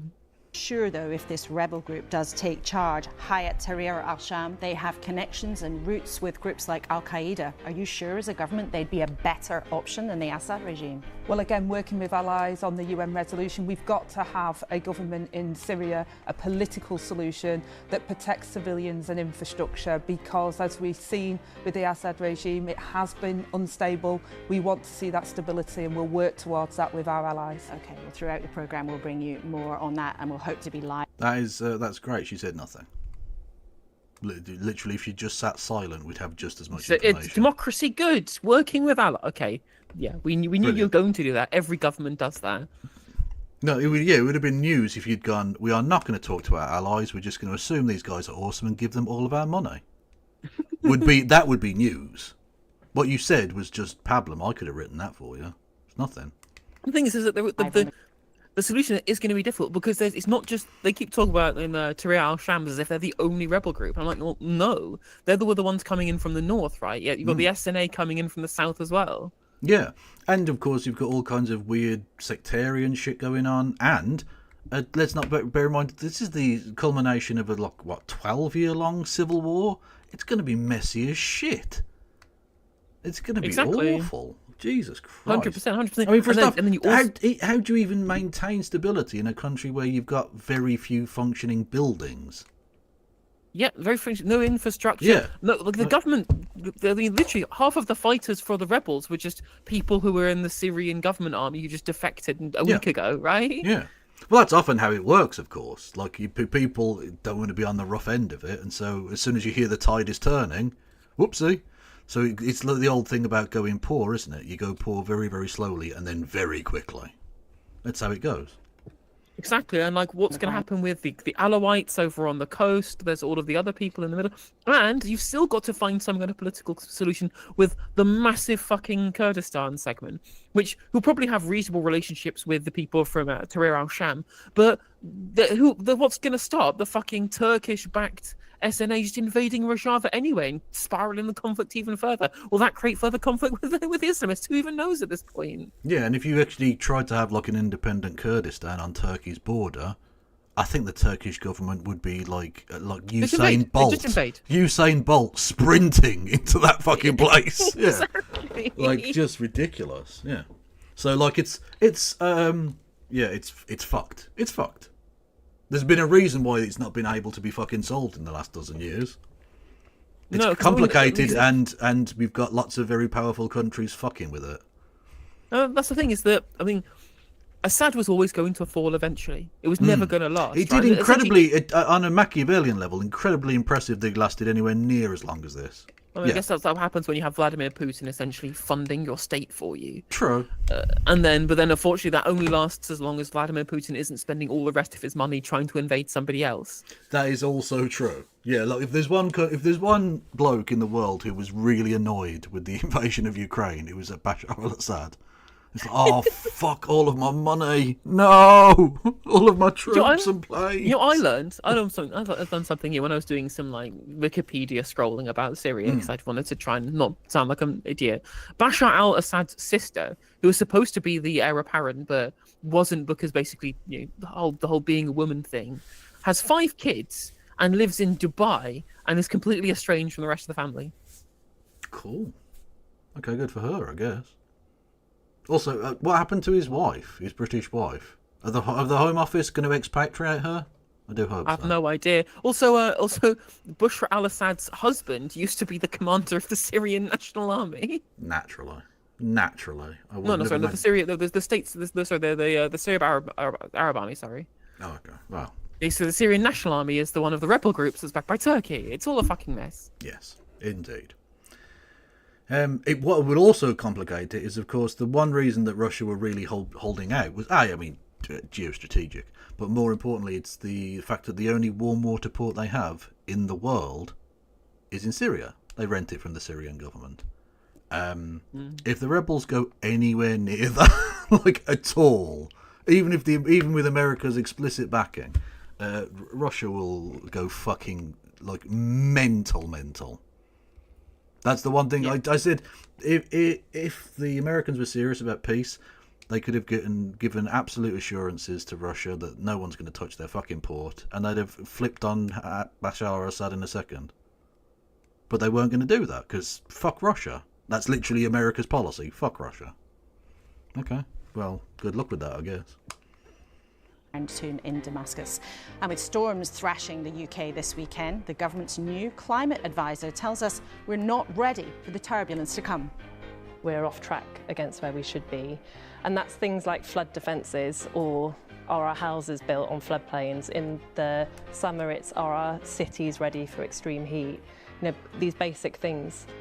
And for the Conservatives, Richard Fuller, the Shadow Chief Secretary to the Treasury, is with us today.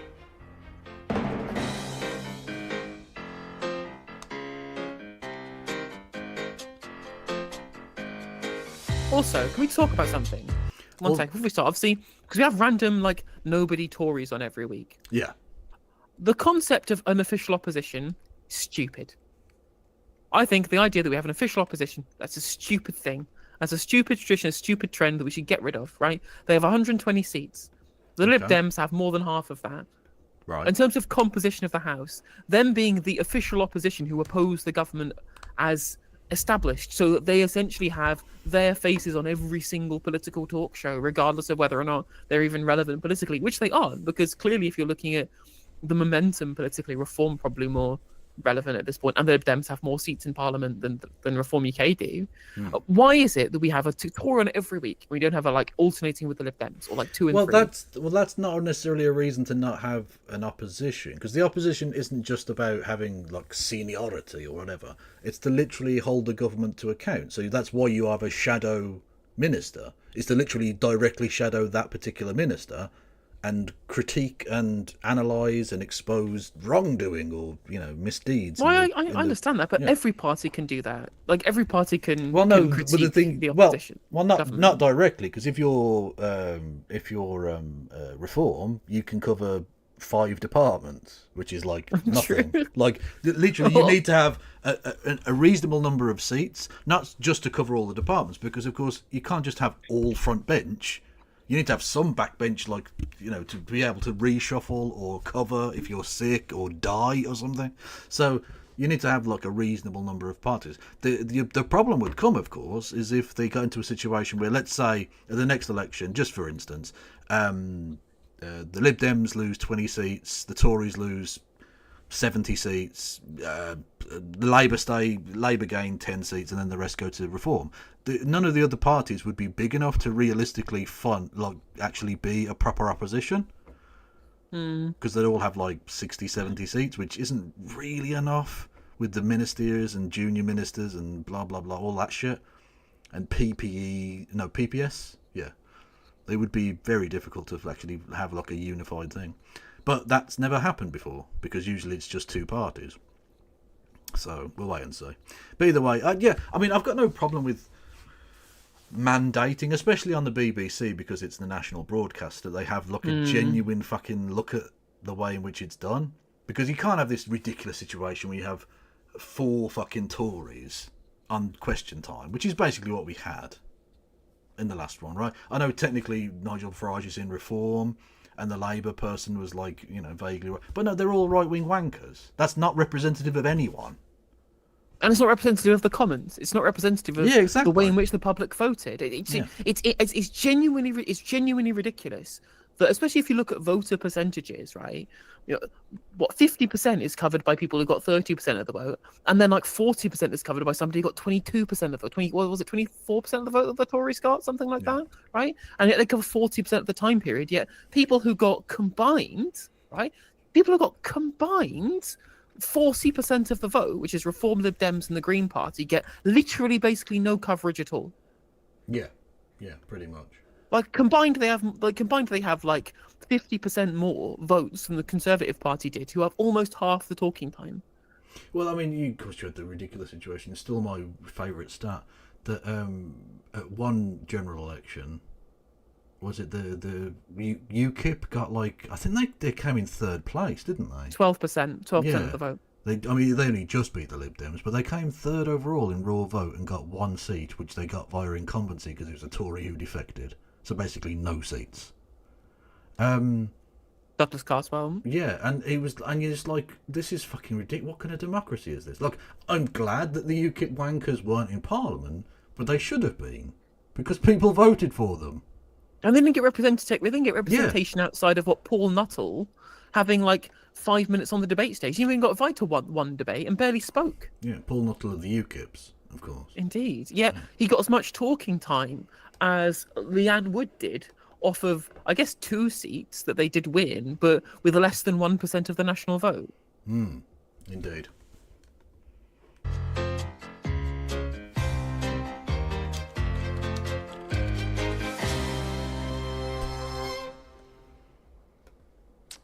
Morning to you, and good morning to my panel here with us for the next 60 minutes. Jason Arday, Professor from Cambridge University, is back.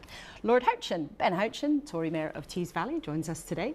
And Alison Phillips, columnist. A very warm welcome to all three of you on this busy news morning. Let's get straight then to the headlines. Those massive events in Syria splashed The Observer and the Sunday Times. It seems the brutal Assad regime in control for so long is over in a lightning takeover by that rebel group. And we hope to be live on the ground in the capital, Damascus, with our correspondent Barbara Plett-Usher through the programme.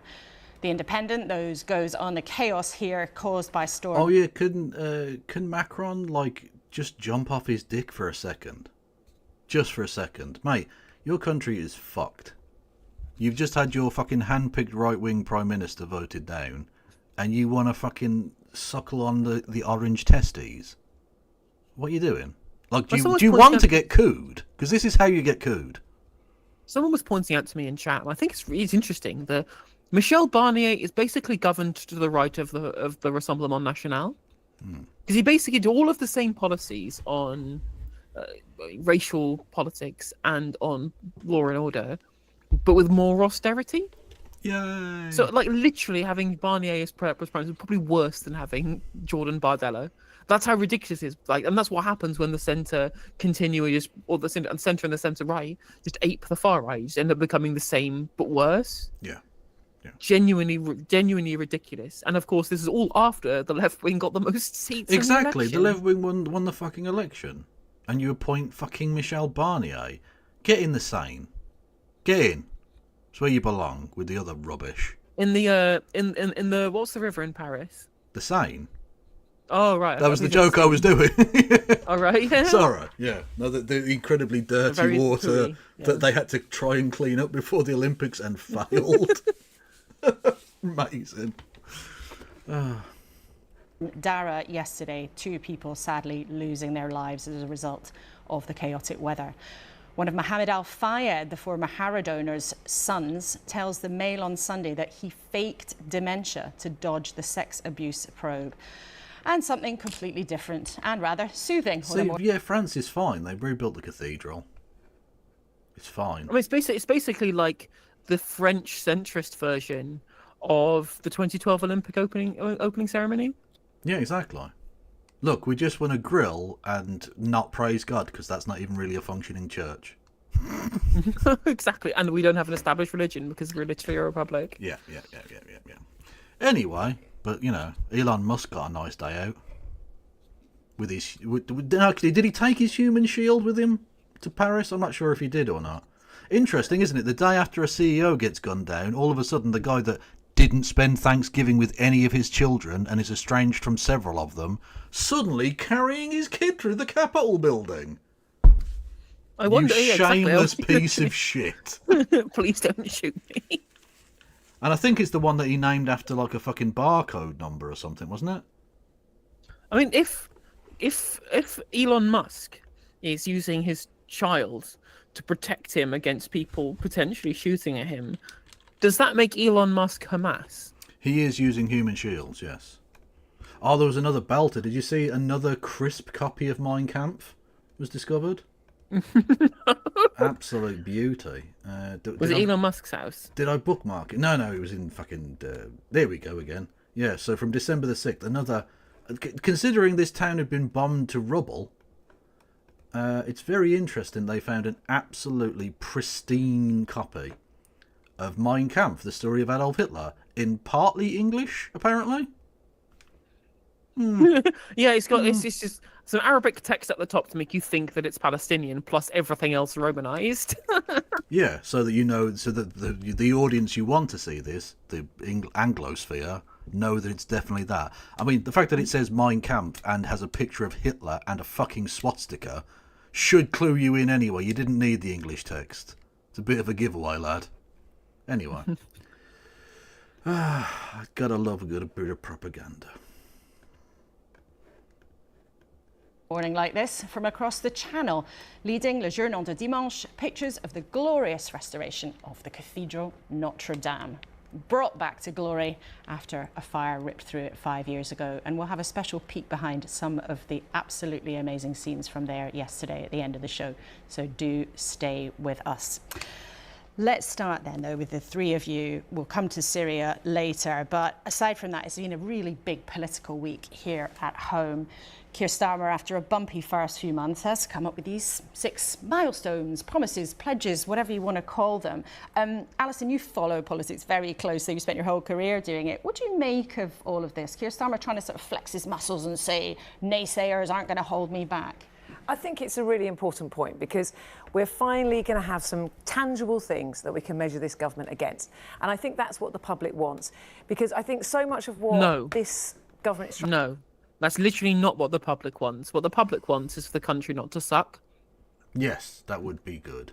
Yeah. No one cares about milestones or missions or pledges or shifts or foundations or first steps or principles. They all they want to see is things not to suck materially. Yep, things to be less shit than they were. And again, it's interesting that this, I mean, obvious Labour hack, saying like, oh, it's good that they've got something to be marked by now. Like, isn't that what's the point of having a manifesto before an election?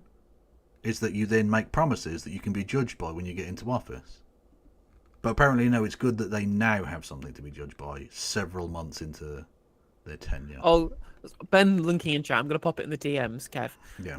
There has been someone, I forget which paper, there might be the FT, has put together a handy flowchart showing everyone all of the different little measuring sticks that Keir Starmer has had together over the last how many years. Oh, it's a belter. Let's go. Hang on a minute. Right. Let's bigger it. Paul Mason in the building. Indeed. So we've got economic security, secure borders, national security. Okay. Kickstarting economic growth, which goes all the way to economic and fiscal stability, investment, infrastructure and planning, place, people, net zero, industrial strategy and trade, advanced manufacturing, clean energies and industries, which goes all the way up to on track for at least 95% clean power by 2030. It's madness. Oh God. Oh fucking hell. Raising living standards in every part of the UK. How is that a milestone? How are you going to judge that? Don't you need criteria for that? It's all an absolute mess. It is the most genuinely the apotheosis of managerial centrist bullshit. Yeah. No, it really is. It's the refined, distilled middle management fucking bullshit. Safer streets. What the fuck is that? What does that mean? Safer streets. Crackdown on antisocial behaviour. Named officer for every neighbourhood. Oh, brilliant. You get your own neighbourhood rapist. Awesome. Well, at least we don't have to look through the sex offenders register now. We can just see that the government have provided a list of all of the sex offenders and made them police in our area. Exactly, yeah. Absolute peak sensible grown-up adults in the room stuff. Exactly. This is what liberal circle jerks think that good politics looks like. Yeah, honestly, Paul Mason has probably come at least twice to this already. I imagine. And again, all the liberals who like this are all the people who present flowcharts in boardroom meetings at their corporate sinecures. Yeah, it's just middle management shit. This is the regional director of a paper company. Fucking cosplaying as a prime minister. That's all this is. Exactly. That's literally all. It's just so fun. And what's funny is there's those people who've been talking about like the different mishmash of points. Weirdly, all of the journalists who have done such All of them forgot to mention the 10 pledges. I wonder why. Yeah, no, it's okay that he broke those ones. Yeah. That was good. Yeah. Oh, hang on. Trying to do is trying to restore trust both in themselves and in politics more broadly. And I think to do that, it's all going to depend on seeing specific... Alison. You want to rebuild trust in politics? Maybe not lying about literally everything and anything that you stand for might be a good start as to regaining trust in politics. It really does kind of bite. It really does sting for Keir Starmer of all people to wax lyrical about declining trust in politics. Bitch, that's you. Yeah. That's you. You didn't have a manifesto. You did loads of things that weren't the manifesto because you deliberately left it blank so you could do whatever you wanted without any oversight. You got elected as Labour leader off the back of 10 explicit lies that you all admit were lies and everyone knows was lies from the first place. And now he's trying to say, I want to restore trust in politics. No, that's you. You're the person people don't trust. Yeah. When there was a big, when they did the word cloud, when Savanta did the word cloud about Keir Starmer, the biggest result was liar by like a country mile. True, but didn't the C bomb appear on there as well? I believe, if I remember correctly. It did indeed. Yeah, mutant. They decided to call him. It's true. Yeah, he was a mutant. But it's just, but of course, the Oracle, of course, James O'Brien. He said that nobody thinks that Keir Starmer is a proven morally corrupt serial liar. And who am I to argue with the king of the sensibles? True, but one thing I do have to bring up with you, and I think you owe me money now. I think you owe me royalties. £10 notes. Royalties. Trebuchet operator. I invented the trebuchet, not just as a device to scare billionaires, but literally the medieval siege equipment. I invented this. So if you're gonna I'm just saying, that's my copyright. War royalties. Yeah. Okay. Fact. Anyway, go and follow us on the various platforms. You should do that. KF Logan, not KF Logan 1875 for Kevin Logan's friend on X, the everything app. All of the racists, every bit of racism you could imagine. Outputs. So there's been an awful lot of talk about process and how we're going to do things, but what people want now, and quite quickly, are some actual specific things that they can point to. And so now they will live or die on whether they meet these things. And let's hope there is some good news. No one cares. No, it's too late. The ship has sailed. You're not going to get this momentum back. It's basically it's a lame duck prime ministership 5 months in. After 5 months, yeah. That's exactly those true. When they say everyone, they mean journalists. Yeah, very good point there. Yeah. And especially not journalists who used to work for the Mirror and now work for the New Statesman, which essentially just makes them like Labour cum slurpers. That's what basically all these publications are at this point. Yep. No, she's just a Labour hack. That's all she is. Yeah. The New Statesman is the worst. Like, if you read the New Statesman genuinely, like, take a good look at yourself. You're a mutant. I'm just saying it. You're a mutant. Old boss, though, Rishi Sunak, found that actually having pledges and then not being able to meet them all, actually, that's not a milestone, it's a millstone. I mean, do you think Labour's making a mistake? I mean, she's literally doing Farage lines now. Brilliant. Yeah. And secondly, are you literally saying then that politicians shouldn't claim they're going to do anything? Is that you as the chief political bod at politics in the BBC? That's what you're telling me now. Policies are bad. I mean, at this point, the thing is that what's frustrating isn't a lack of necessarily policy, right? Because they do have policies, they have things they say they're going to do. It's just other things they say they're going to do are either incredibly small fry, again, just trimming around the edges of like when something is genuinely collapsing.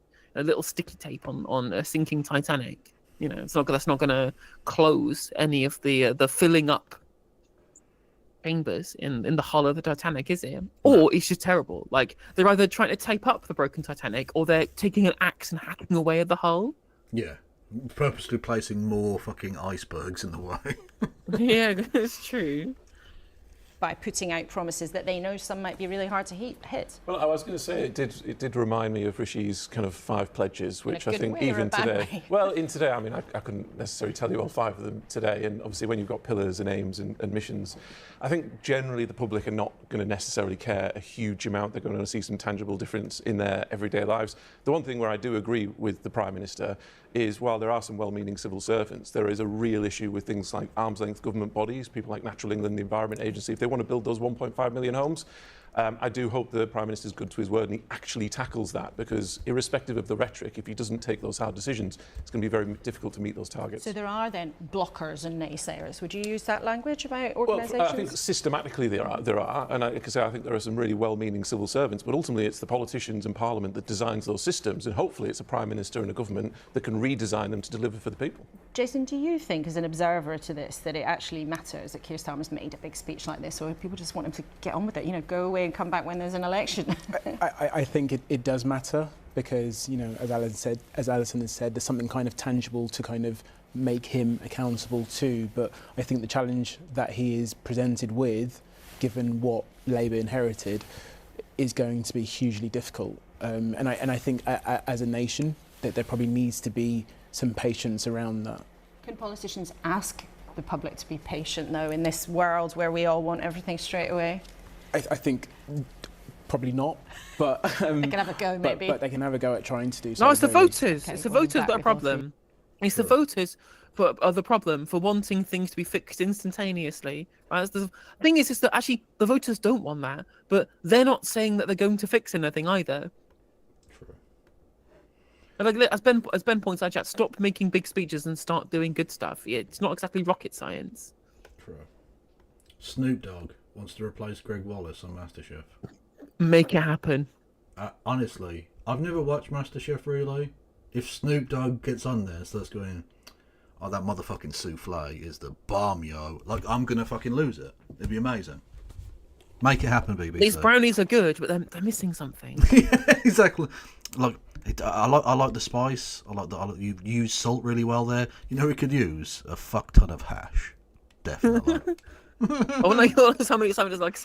Somebody turns up with some corned beef and some potato and some egg, and he goes, "Yeah, when I said hash, I think you got the wrong end of the stick." Yeah, exactly.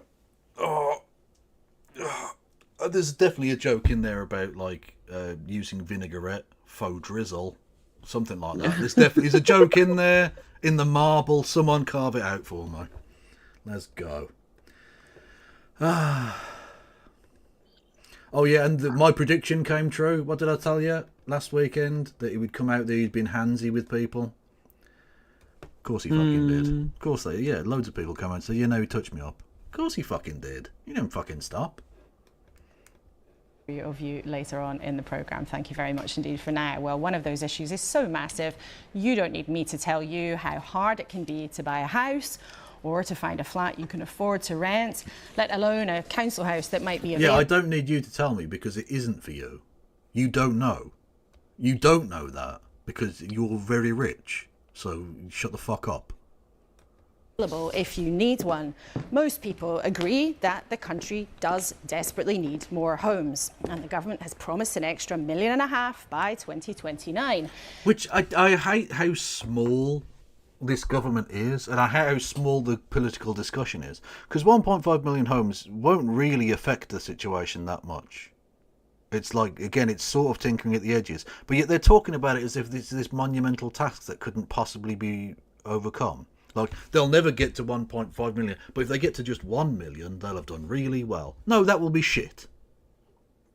Even if they reach their target, it will be fucking shit. So, and I'm getting from them, like, if they hit their target, the money provided in the budget is for like 5,000 council houses, which is like nothing. So we're going to have 1.4 million. 1.4 million of the 1.5 million are all going to be like luxury flats. Yeah. It's fucking nonsense. So you're just not going to be able to afford it anyway. We are a broken nation.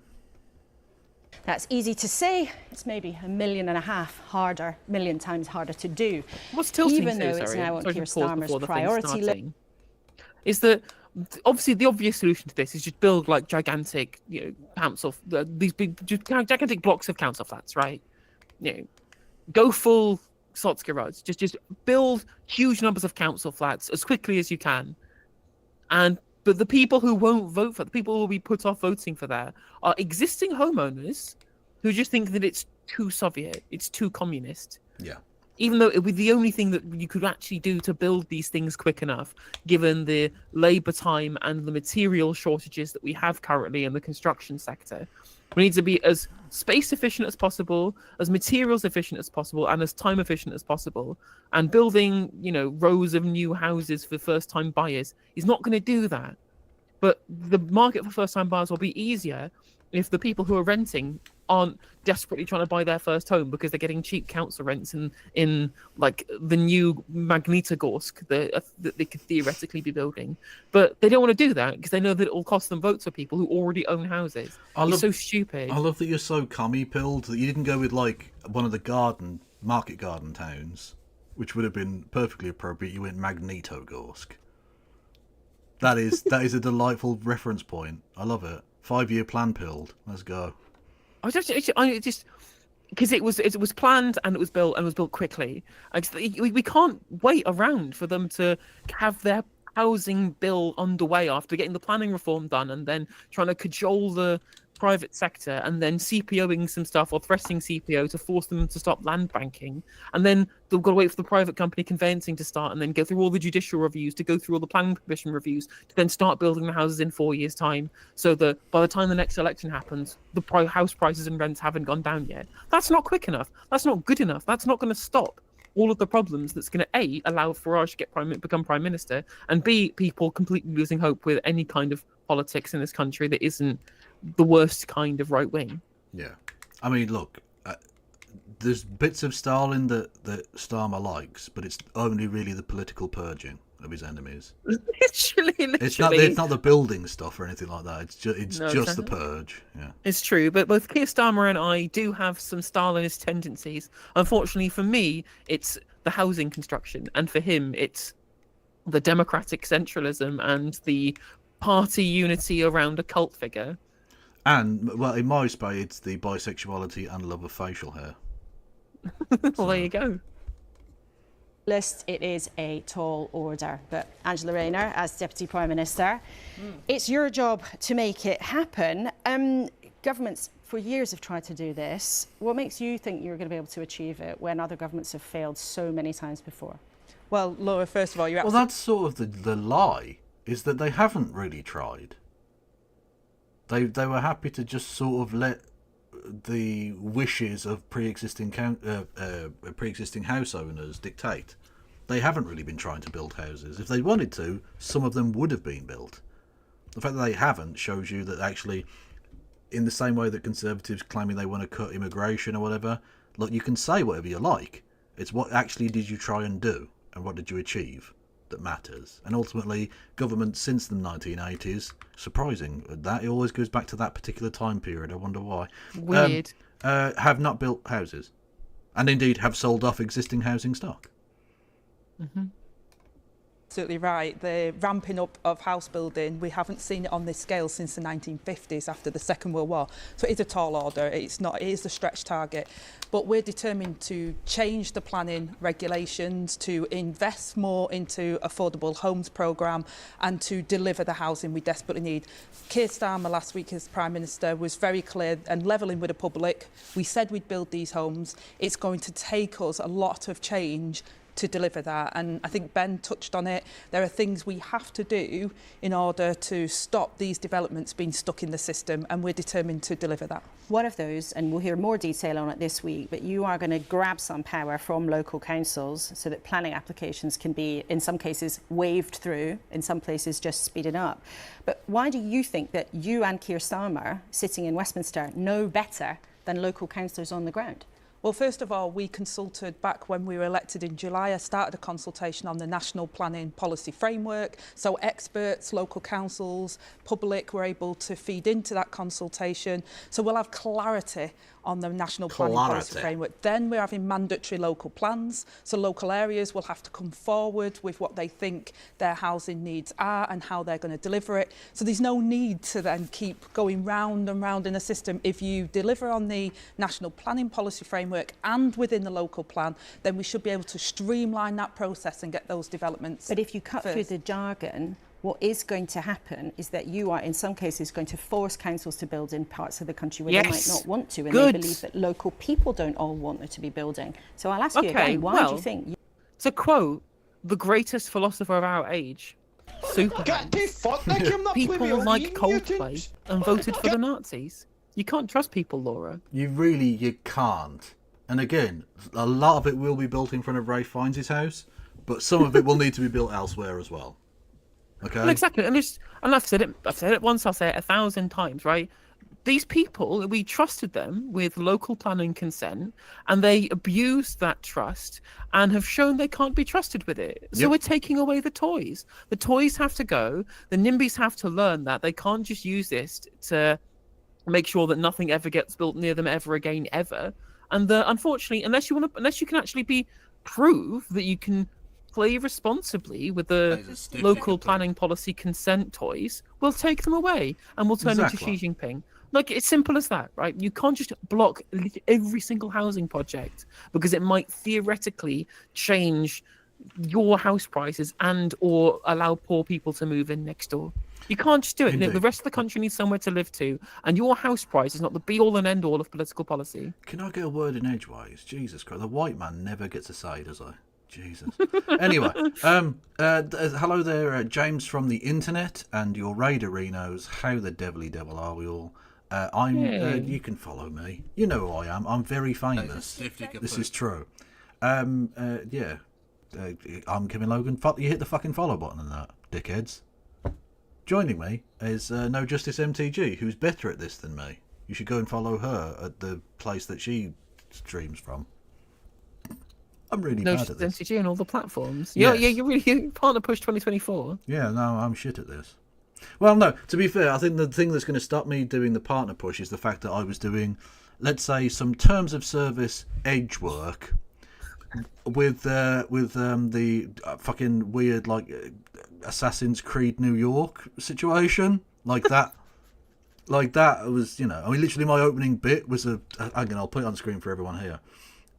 Was an image that I can't remember who tweeted this out, but anyway, and it's the deny, defend, depose thing on bullets with flowers, and it's really nice and arty, but essentially is like I say, it's borderline. It's borderline. Did you see the giant graffiti mural that just said "killing fucking CEOs"? And literally have a guy shooting, and in between the words, they literally have well, beautifully. Did you see that they had a CEO shooter lookalike competition? Yeah, it's a beauty. So in New York they had this, and my headcanon is that he hasn't even left New York. He was waiting around and was a part of this event. This is the Deny, Defend, Depose CEO shooter lookalike competition in Washington Square Park, New York City. Absolute fucking belter. Sorry. There's a musician. Steal his look. I just have a green jacket. That's all you need. Spartacus. Yeah. Like, he should. I hope he's a part of that crowd, because, like, who would expect it? I mean, firstly, he's Chad enough that he definitely would. And secondly, like, that's the last place the police would be looking for him. It's the perfect crime, I'm telling you. I think I lost Anyway. Are you guys worried in participating in the lookalike contest during the search? No, because we're shiesties and I'm not worried because I'm not a CEO. So yeah. If I was a CEO, I would be worried, to tell you the truth. Yeah, they should be. They should be worried. Why don't we have much to do? There's like city bikes around here. Like I yeah, something like that. You know, that's a little tricky to do, from what I hear. Anyway, you get the idea. Yeah, you gotta love a meme, and it's especially funny to see the fucking media when they're someone from outside their bubble gets to have like their say or whatever. Them trying to work out that are CEOs of healthcare companies not respected as the wealth creators that we've told them? Surely not. Hello? Yep. Oh, there we go. Sorry. I think we lost you. Yes, anyway. Good times. You and Keir Starmer, as a matter of principle, know better than people in local areas. Well, at the moment, we haven't had mandatory local plans, and therefore we've seen speculative developments in areas. Oh yeah, I should also say go and follow James from the internet. That would be the courteous thing to do, wouldn't it? It's because he's James and he is from the internet. He is. He's very much like American Kev, but a lot better.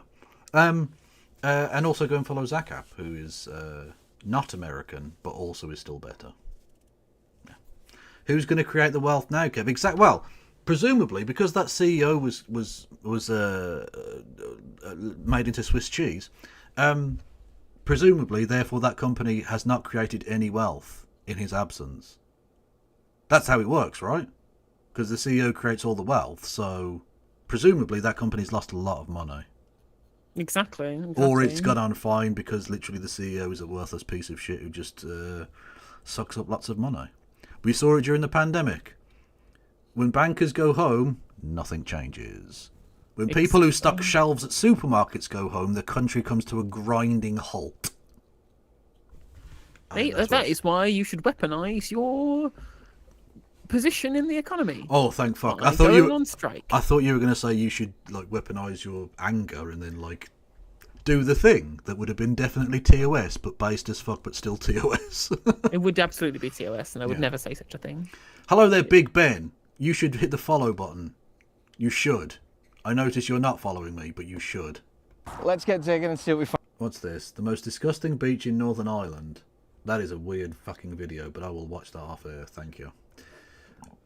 Areas through permitted development. I'm saying to local planning and local authorities, their share price went up. Amazing. Because of all the free advertising, presumably. I don't know. Fucking mental. In order, so you decide, based on the affordability and the challenges in your area that you know about, decide where you think this development should happen. If they follow the National Planning Policy Framework and that local plan, then we shouldn't have it stuck in the system for years, and therefore we're going to push ahead. But council leaders, including Labour leaders, have looked at your plans already.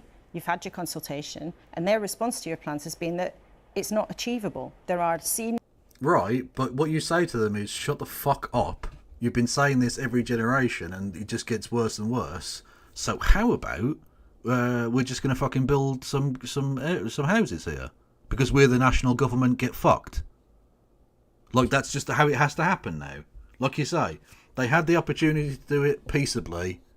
They chose violence. Exactly. People in the Labour Party. Sorry, thank you £5 for Aaron Benzi's super chat. Fellow Green lefters sending some love. And have I seen recent polling for the 2026 Scotland election? I just googled Holyrood poll, and it's showing a shock win for the SNP. Poll suggesting it being 60 seats for the SNP compared to 61 for the Unionists and then 8 for the Greens. So another Butte House agreement would push the SNP back into government again.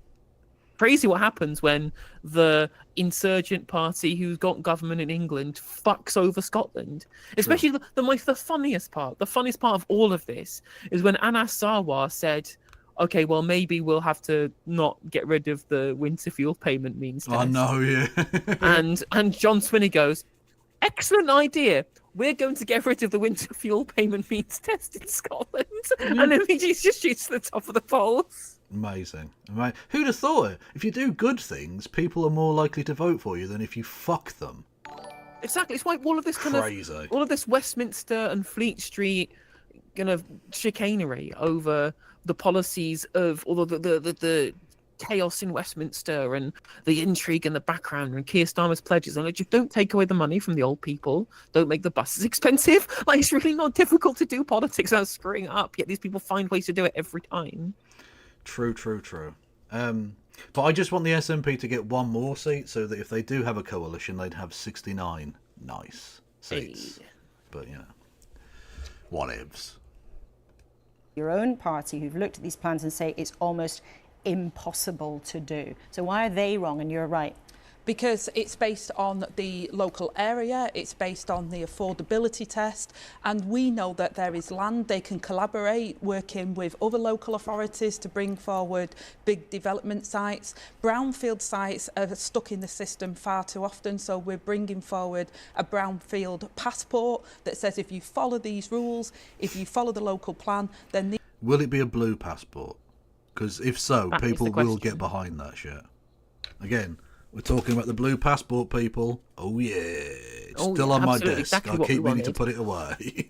It is funny though for Angela Rayner having to continue talking about, well, if it's international planning framework and we've got these little things, she just wants to say NIMBYs fuck off, go away, shut up, stop making my job too hard. Yeah, literally. Yeah,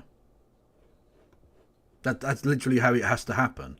Like the government have to be a bit more diplomatic because they prefer to, like, where possible, go with councils and be like, let's work collaboratively and blah blah blah. But essentially they're gonna have to just step in and say, no, shut the fuck up, up.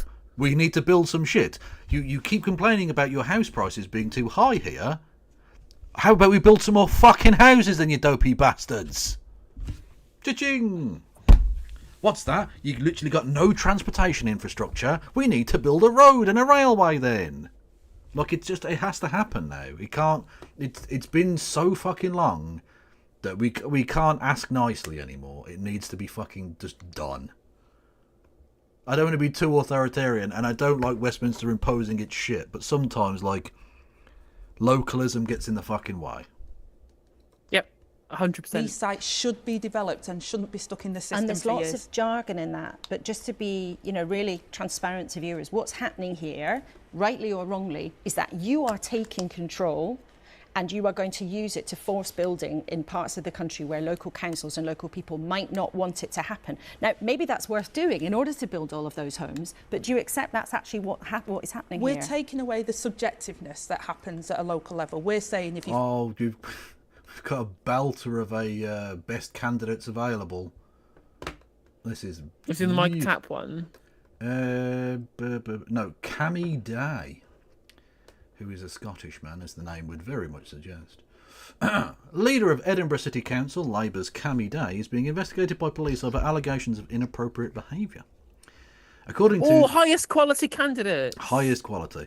According to the Daily Mail, Councillor Day, quote, bombarded Ukrainian refugees, which is a weird way of putting that, very weird way, with messages. Councillor Day has been approached for comment. BBC Scotland has spoken to one of the refugees who came to Scotland following Russia's invasion of Ukraine. They said the council leader sent them messages on social media and added them on a dating site. They claim he asked them sexually explicit questions and suggested meeting for wine. So he used refugees and their plight to try and get his end away. And presumably the access that he had to their contact information by being someone in a position of authority. Yeah, it's a little bit of an abuse of power, certainly. And there's Anas Sarwar, presumably, like, thinking, just fucking end me. Shall I? Can I pretend to be a CEO and get a free one? Like, what's? What's frustrating is actually Anas Sarwar isn't too bad, despite me just immediately insulting him. Yeah. But of course, he's one thing every Labour Party member now is as a political figure, and that is loyal. Because if you're not loyal, you get completely removed. You get absolutely. Think Soviet Politburo 1947. Yes. Literally, exactly. You get disappeared if you don't show party loyalty. And so he's had to just kind of go back on the blanket Labour support in Holyrood for the gender recognition reforms. Yeah. Then also be forced to defend the stupid policies coming from Westminster, and then just U-turning anyway and go, well, actually, we're not going to defend it. We're going to break with Westminster and keep the winter fuel payment, and then just get done in by the SNP over it anyway. Indeed, so. So yeah, I mean, they're literally the Labour Party in Scotland are fucking ruined, and rightly so. Fuck them. Alright. Backwatch, R.I.P. Bozo. True. Follow Plan A, the national planning policy. If you follow Plan B, the local planning, which again has local consultation, then it shouldn't be stuck on subjective grounds. That actually we've got to have a framework here that delivers the housing and infrastructure we desperately need. But doesn't that take a really important element away from how our country... No, John, I didn't do a crab dance for the healthcare CEO guy. But I have covered it, and if you go back and watch the start of the stream, you'll see me laughing extensively at the Monopoly money thing. Fucking genius, honestly. I need to track him down so I can suck his dick. That's the thing. We need to find this man so we can give him a medal and make him king or something. ...is built and changed. Democracy. Because local councils are chosen by local people exactly to make these kinds of decisions, and you're removing that element from them. Well, I don't accept that, because we're saying they have to have a local plan, local democracy, and we're saying a national planning policy framework, national democracy. We were elected to build the 1.5 million. Well, that's the thing. You can't have the local democracy element of it, unfortunately, in this one particular area, because it just doesn't fucking work. Because unfortunately, the rich and powerful in that area have a vested interest to keep you from building a train line next to their house. But sometimes we need to build a train line next to your fucking house. I'm sorry. Tough shit. It's a bypass. You've got to build bypasses. Yeah, exactly. Like, we need infrastructure. We're trying to operate on a 1960s infrastructure with a much bigger population than we had then, and B, with the development of technology, meaning that we're running a ridiculously inefficient system. Like, farcically inefficient. And on top of that, the change from a collectivized method of housing, which treated it like a state asset and also with its use value in mind, we have commodified housing, over-commodified it, so that it's all about home value as an asset to own and speculate on. Yeah. Which has made people far more defensive of a policy that might change their access to high house prices. True. Indeed so. Are you vegan now? No. Okay. That's a very weird question, Alron. I don't know what you asked. Okay. Homes. So therefore we've bolted in the consultation. What we've seen, Laura, is because we haven't had these compulsory plans locally, is speculative development where green belt land has been developed on because we haven't had the local plan that delivers for local people. We've told councils they've got to have those plans. If developers follow the framework, the national framework, which protects environments, looks at a number of different elements, and also follows the local plan, they shouldn't be stuck in the system for years. What's interesting... Oh, I'm being told... I know, I misread that. It doesn't say vegan, it says Vogon. Oh, yeah. Vogon, yeah. Got to build bypasses. Oh, hitchhikers... Oh, for fuck's sake. I misread it. I thought it said vegan. Which I thought was... I thought, like, I don't know, has she revealed that she's gone fucking vegan and I've just missed it? I don't know. Oh, no, but you were just suggesting that she was a massive alien slug instead. Which is exactly. much building better. a hyperspace expressway through planet Earth. Yeah, that's fair enough.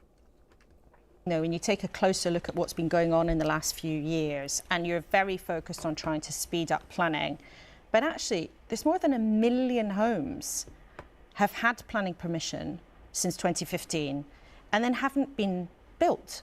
So what's going on there? I mean, you're not actually guaranteeing that anything's going to get built. There's lots of places where there's planning permission and nothing's happened. Well, you're absolutely right, and that's why we brought forward a new housing acceleration programme so that these stalled sites, in effect, can come forward. We've already started to see results of that. We're investing more... Look, you don't need to take the piss out of me this much, chat. They're now doing Vogon sausage rolls epic dub at me. You fucking pricks. You fucking people. Damn it, whoa. Don't you mean hostage rolls?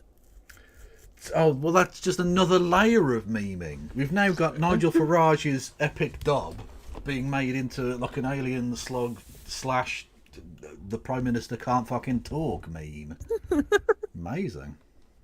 To the Affordable Homes Programme, the Chancellor announced £500 million, because often with the Section 106 notices, which is around affordable housing and social housing, many of these developments don't get running because these social housing providers are not able to bring forward the investment to deliver those homes. Again, so they end up stalled. So we're investing there so we can get those houses built. But again, if we get away from the jargon, I know it's a technical area and it is important. I'm trying to not go too technical. It is important to use the right terms, but also on principle, you're trying to put circumstances in place to get this going. But also as a government, you don't have a mechanism where you can directly actually guarantee that a single extra house is going to be built, can you? Well, we do. So, for example, housing associations and social housing providers haven't got the money available through the Affordable Homes Programme to deliver on these big developments, because a certain proportion developers have to give over through what's called a 106 notice. So we're investing in that and delivering for the Accelerated Homes Programme so that we can get those sites delivered. And we've also said that councils can keep their full receipts of right to buy, which is important for them to have more money to then put into these developments as well. So hopefully not being too jargonated, we're unblocking some of the constraints of why these sites haven't become available. There is another problem though when you talk to people in the industry, that there is lots of evidence that's a very significant shortage of the people who actually would lay the bricks, lay the pipes, wire the wiring and actually lay the pipes. Let's go. Get these homes built. And we've had a question from one of our viewers about this. George says there are not enough builders, electricians or plumbers to carry out the work, nor is there the infrastructure support the additional building. What about water? What about sewage? What about the NHS? A lot of people look at these plans and think, my area can't take extra people. And also with such increases, high increases in migration, the demand for housing is just growing and growing and growing. And there's so much scepticism that you can get this done. Well, they're fair arguments. And first of all, we're putting £140 million more investment into construction hubs so that we can train people up. So we've got those. Whenever you hear they're doing a national thing and the amount of money they're putting in is millions, it's nothing. Yep, it's 500 million for social housing. It's 5,000 social homes. It's literally nothing. If you're not spending at least $1 billion, I'm not taking you seriously. You're not trying to achieve anything. You're barely tinkering at the edges for 150 fucking million. What's that going to buy? It's nothing. You're not going to achieve anything with 150 million pounds. That again, that's probably the amount of money the civil service spend on paper clips every year. It's nothing. Workers that can deliver in construction for us. And we've also said, because we've put this as part of the plan for change and a whole government approach to it, that what's funny as well, infrastructure is incredible. Is that if you wanted to build this infrastructure, you would need lots of qualified building and construction professionals immediately, right now. You know what's a really quick way of being able to get those people, especially if they were on short term, is for them to come through immigration. No, to stop the boats or something. No, we've got to be horrible to immigrants. We didn't have a shortage of builders and construction professionals pre-2016. Yeah, I'm going to go full lib on you. Oh no, oh god, she's going to be doing fucking war crimes before we know it. She's turned into fucking Alistair Campbell. But it's true, you know. There are much fewer people coming from the European Union with trade skills that were building houses before 2016. Honestly, bye-bye Novara Media, hello, the rest is politics. Let's go. Absolutely. They'll get me on Politics Social anytime soon. Really important. So all of the ministers under our planning reforms will look at national strategic planning and will be able to move resources so that the infrastructure is there. People are absolutely right. You can't build lots more housing in an area if you don't have the roads, you don't have the GP surgeries and you don't have the schools that people desperately need. So building in that into our plans and making sure that that is delivered at the same time is critical to getting buy-in, because many people will say, I don't mind housing, but hang on a minute, we haven't got the roads, we're already struggling to get a GP. So fixing those foundations at the same time is crucially important to get that buy-in she's from doing it local as well. areas. It's catching. Fucking foundationitis is catching in all of these fucking robot people. I mean, to be fair, Keir Starmer managed to get Xi Jinping on foundations pilled, so it can happen to anybody. True. I mean, but I mean, did you see? I mean, I don't know if you saw it. Like, literally, Xi Jinping did a speech when they were together with having a visit from David Lammy, or was it Keir Starmer, saying yes, but luckily Keir Starmer will be a good prime minister for Britain because he's fixing the foundations of the country. Are we sure it wasn't Keir Starmer doing the translation?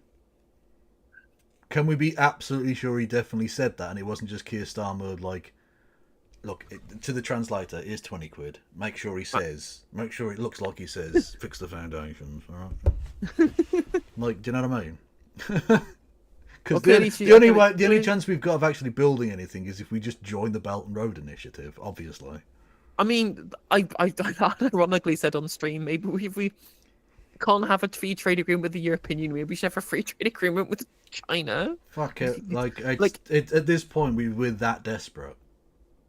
Yeah, I mean, if we're going to try and do net zero by 2030, at least take advantage of the cheap electric cars. True.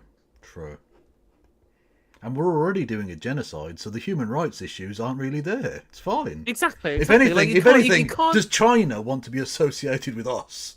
It's true. Like, you can't really quibble about, we tried to forced displacement and reconditioning of Uyghur Muslims when we are killing far more Muslims by selling weapons to Israel. True.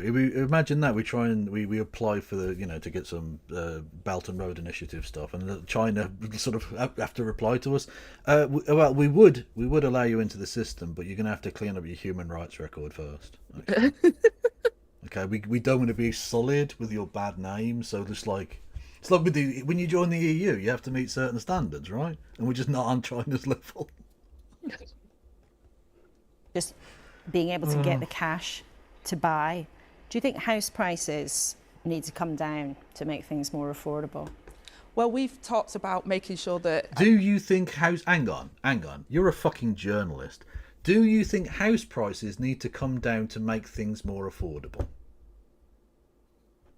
Yes. Obviously, you dopey bastard. What the fuck kind of question is that? Do number go down to need number go down? Are you a fucking... Look, this is the greatest minds we have that fucking dictate public policy. And it's just like, if we make housing cheaper, will it be more affordable for people? Fucking idiots, man. We're being run by just cretins. I'm being scrutinised by morons. Yeah, no, it's awful. It's awful. The elements of the Employment Rights Bill is about making sure people have better pay, terms and conditions. We've talked about the affordability. In many areas, it's 8 times an annual salary, way beyond where people can get housing. Yes, so that's why supply. So that's why supply is important, so that people can get those homes. We're doing a mortgage guarantee scheme so that people can get on the housing ladder, because far too often the problem with why house prices are going up so quickly is because supply is in demand, and we haven't fixed the supply problem. But would you like prices to come down? Because a lot of people watching this morning might think, what's the point of this huge effort to get homes built if actually prices don't come down? It's not necessarily prices coming down, it's about supply and making sure that those houses are there and available so that people can afford she doesn't want it to be more affordable? And are able to get them. Because hang on a minute. She just said, well, it's not about the prices coming down, it's about increasing the supply to make it more affordable. So you mean prices going down? You mean you want to shift the supply and demand curve to the left? That's what you want to do?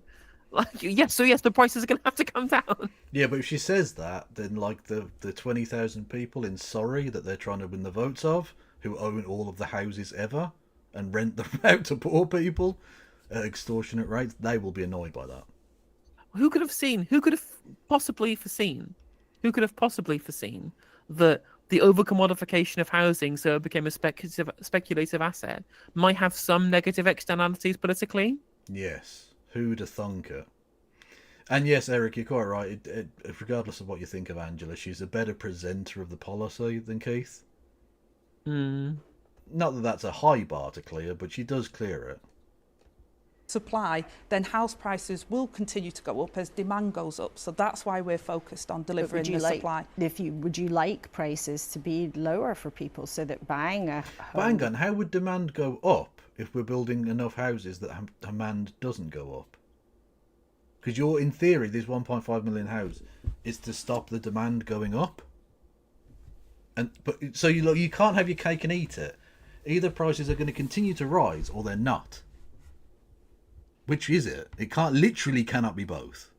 And this is what's stupid about this popularist, centrist, managerial bullshit that Labour Party are doing, just trying to appeal to every sector of society, every single point, and refusing to have genuinely held positions on anything. Yeah. As you get ridiculous point of views, which are completely irreconcilable, right?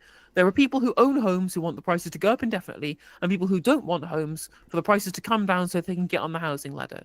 And most of us, like myself, who I am now a homeowner, I didn't do it because I wanted an asset that was going to gain money. My house price could drop to fucking half of its value tomorrow. I couldn't give a shit because my house is there because I don't want to pay money to a landlord. That's it. That's literally it. Yeah, That's I need the only reason I I'm need a a homeowner. place to live in. Yes. Exactly. I need a place to live in, and I don't want to have to pay money to buy somebody else's house for them. That's it. I don't care about the value going up.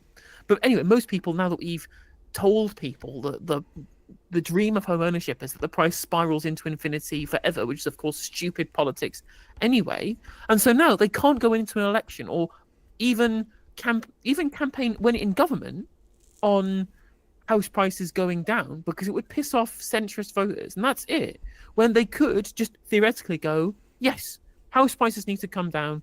It's too unaffordable for first-time buyers. I don't give a shit if your house price is this big thing for you, because unfortunately, the people, the have-nots, should be prioritised over the haves, and yet the haves have an electoral monopoly of where they live in which seats, so they get coddled indefinitely, despite the gigantic negative repercussions of fulfilling their policy requirements and society.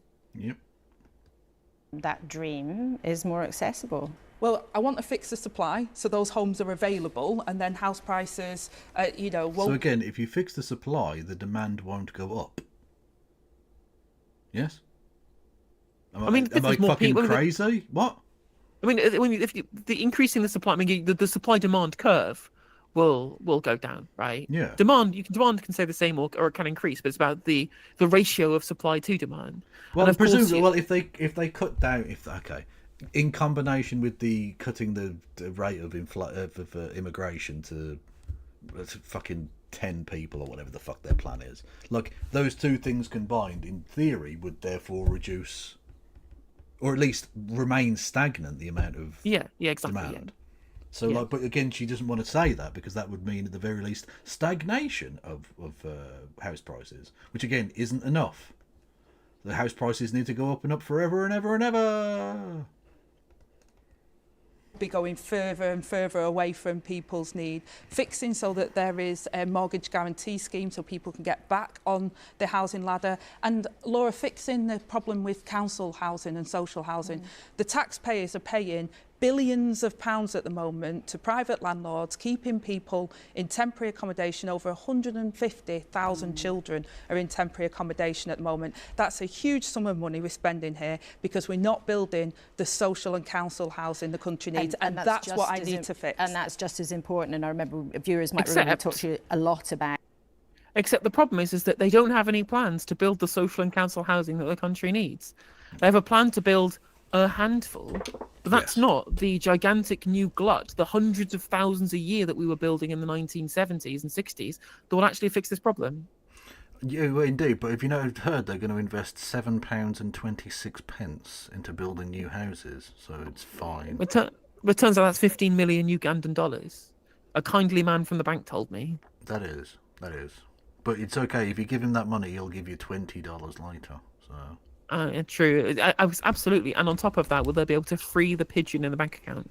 True. The social housing element of this at the party conference in the autumn. The thing is, given that the government's had a really bumpy few months, you're now putting this absolutely at the top of the agenda. But whether it's councils, environmental groups, or some in the construction industry, there are big doubts about whether you can get it done. And you say you're determined to do it. But the Prime Minister and you have been sort of firing off attacks at people who don't want it to happen, calling them like naysayers and blockers. I mean, who are they? Well, first of all, I just think there is so much chaos in the system and subjectiveness that's why I want to bring clarity. So the National Planning Policy Framework, which we consulted on, is clarity.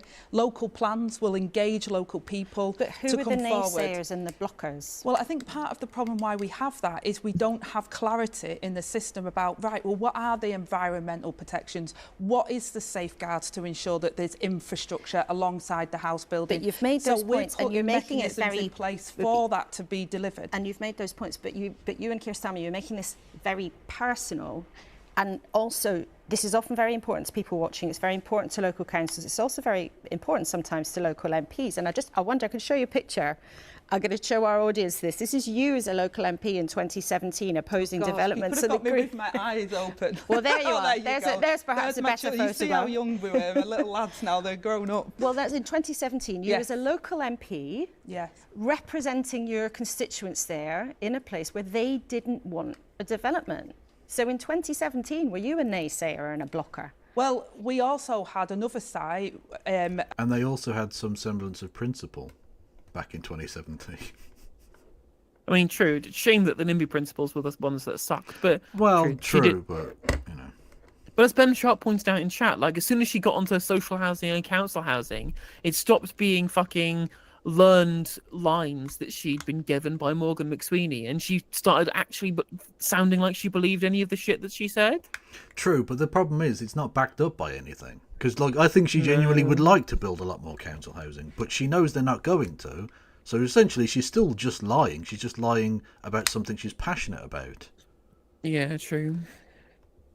In Tameside, which would have built the infrastructure and would have delivered homes for people, actually more homes for people, as opposed to the field that they were going to build on. So I think actually the local plans are incredibly important, because then you can identify where you think those houses should be built locally, and then you can make sure developers build there, and you can make it a quicker process for them. So instead of them choosing sites that local people don't want, local people would have said, we want housing here, and developers will get the sweet spot because they'll get a fast track if they build it there. And that's what we're trying to do, is push them to do what local people want and to put the infrastructure in place that people desperately need as well. Oh, we'll see how it transpires, because it's an issue people... To be fair, I think that is actually probably at least a welcome change. If you say to the people, right, what the diktat that we're handing down here, the diktat that we're handing down is that you need to choose somewhere something's going to get built. You can't block everything. You can't tell us that we can't build anything at all. You have to choose somewhere that everyone is broadly happy with new things being built, right? Yeah. So you can protect where you don't want to get built, but you've got to choose somewhere. You can't just have everyone's claim for this badges set that might be displaced in this certain area to ensure that nothing gets built anywhere at all. You've got to choose somewhere. Yeah, and that means once you've chosen that place, everywhere else gets protected, and there is a way to avoid having the whole fucking planning nightmare on trying to decide where it might be built if there's not outside that area. Exactly. You need, a local area. Here are 6 options. 2 of them have to get built. Mm-hmm. You choose. You can have a local vote. You can have just the council deciding, or whatever the fuck. But either way, 2 of these motherfuckers are getting built. So make your mind up. Oh, for God's sake! I knew someone was going to do it eventually. Oh, you people are incorrigible. The new photo released of the CEO Slayer. So sorry, when you said incorrigible, it just reminded me of John Burko saying, "You are a horrible, what was it? You're incorrigible. You are an incorrigible delinquent at times." Yeah, exactly. That is honestly, that's very well done. And I'm not saying I'm not going to change that to my profile picture on various social media sites. Do it.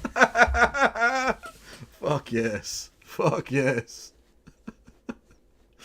That's my version of what the Chad fucking Wojak.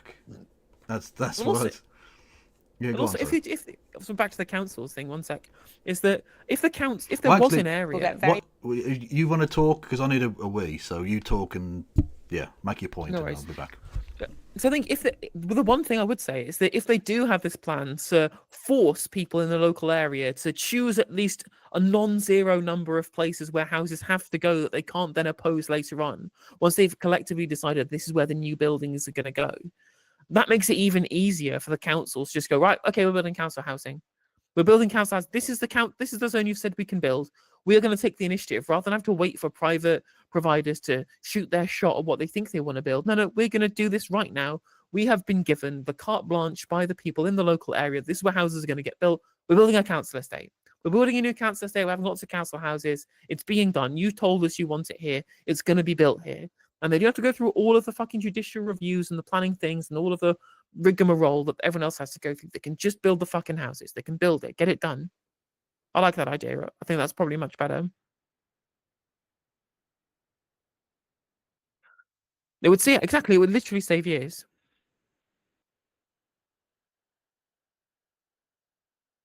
I do wonder to what extent they only let her keep the housing brief because they know whoever gets all the Rayner approves Greenbelt super prison headlines will be pretty unpopular after 5 years. I mean, I think that's probably true, but I think that the NIMBY types were never going to be Angela Rayner supporters anyway. So if she's there to be their John Prescott, Bez type figure, to look like that she's somebody who isn't from Oxbridge who did a law degree at Harvard or whatever. That's her role. That's the optics that they have her for.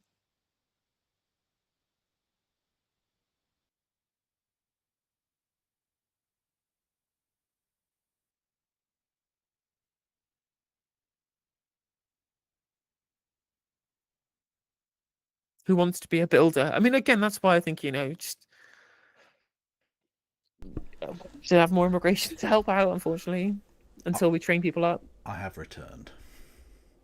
How was your wee? Solid. It didn't sting. Good. That's the main thing. It didn't sting. You said it was solid, and I was just like, damn, it's that cold at yours. Yeah, exactly. Yeah, fucking icicles, mate. Yeah. Very passionate about local politicians, local people, and we will see what happens. And these ideas are all part of, Keir Starmer's new list of priorities. He calls them milestones. Are you worried about the government's progress? I mean, Nigel Farage's Reform Party has been ahead of Labour in 2 polls recently. Now, politicians always say, I don't pay too much attention to the polls. We all know that's not true. Are you worried about what's happening? Look, I know people are impatient for change and people are very angry that they see they were promised. So, for example, when we left the European Union, people were promised more money into the NHS, your living standards will be better, and the opposite has happened. So I know people are impatient for change, but I also know that people will give us that opportunity and will judge us, and that's why Keir set out the clear guidelines and what people should expect we will deliver. What we inherited was a bad situation. But that's this not is an about excuse. What's happened to your popularity since you've been in charge, and it has fallen off a cliff. Oof. Why? Ooh. We've had significant challenges. True. What's interesting the system with the is that government approval rating has dipped a little bit. People's approval of the Labour Party has slightly dipped, but it's not that much lower than it already was. It didn't have that far to go, and Angela Rayner herself hasn't seen too much of a kind of drop in her overall levels of approval. It's just Keir Starmer and Rachel Reeves. Yeah. It turns out you put unthinking charisma vacuum automatons, especially ones who are eminently unlikable and gigantic fucking liars, in charge of the party. They'll just, again, as James Schneider say, become the most hated people in Britain. Yeah, pretty much. Hang on. What have I done? Yeah, exactly. Yeah, people doing the fucking evil shit become less popular. Who knew? More at 11. The prisons, for example, which we were one day away from total catastrophe, we had to deal with that very quickly. Now, nobody's going to think it's popular to release prisoners early, but we inherited that situation. We dealt with the unrest over the summer you didn't very inherit a situation effectively. Where you had to take winter fuel allowance away from millions of pensioners. We had £22 billion black hole. We protected the most vulnerable pensioners. We put the household support fund in for those that are not eligible for pension credit. We've invested in our public services, within our NHS, within our schools. We're already implementing the changes we said. The border command, we've already sent over 9,000 people that are illegal in this country back outside of the country. So we're already delivering within the 5 months that we've been in power. But I understand that people are impatient for change, and that's why Keir is pressing ahead and asking a lot of his cabinet and the civil service and local authorities to say people need to see that change, and we've all got to be part of that delivery. I just want to ask you about another interesting thing that's in your inbox, and Ben Houchin, who's... How much of that she believed? Not a lot. Exactly. Just her reciting wrote what she's been told to say by people from the Politburo and just going, this means this is all nothing. This is all nothing, right? And again, some of those things are very true, right? They did inherit shit from in terms of the finances and in terms of the prisons, but change involves doing things that actually make a material difference and on a large scale as well. This is a large problem which is going to take large change to fix, but that list of stuff that she said isn't really change. It's not really change to say we're trying to stop the boats, because the Tories are trying to do that. It isn't really change to say, well, we protected the most vulnerable pensioners. And I'm like, well, you did. A, you didn't, and B, even the ones that you did protect aren't getting any more than they were under the Tories. It's just you've taken away winter fuel payments from vulnerable pensioners who just happen to have slightly above the threshold for pension credit. So it's no way are any of the things that she said there actually meaningful change. It's still just tinkering around the edges, which is not going to be good enough for a population who are, quite frankly, furious.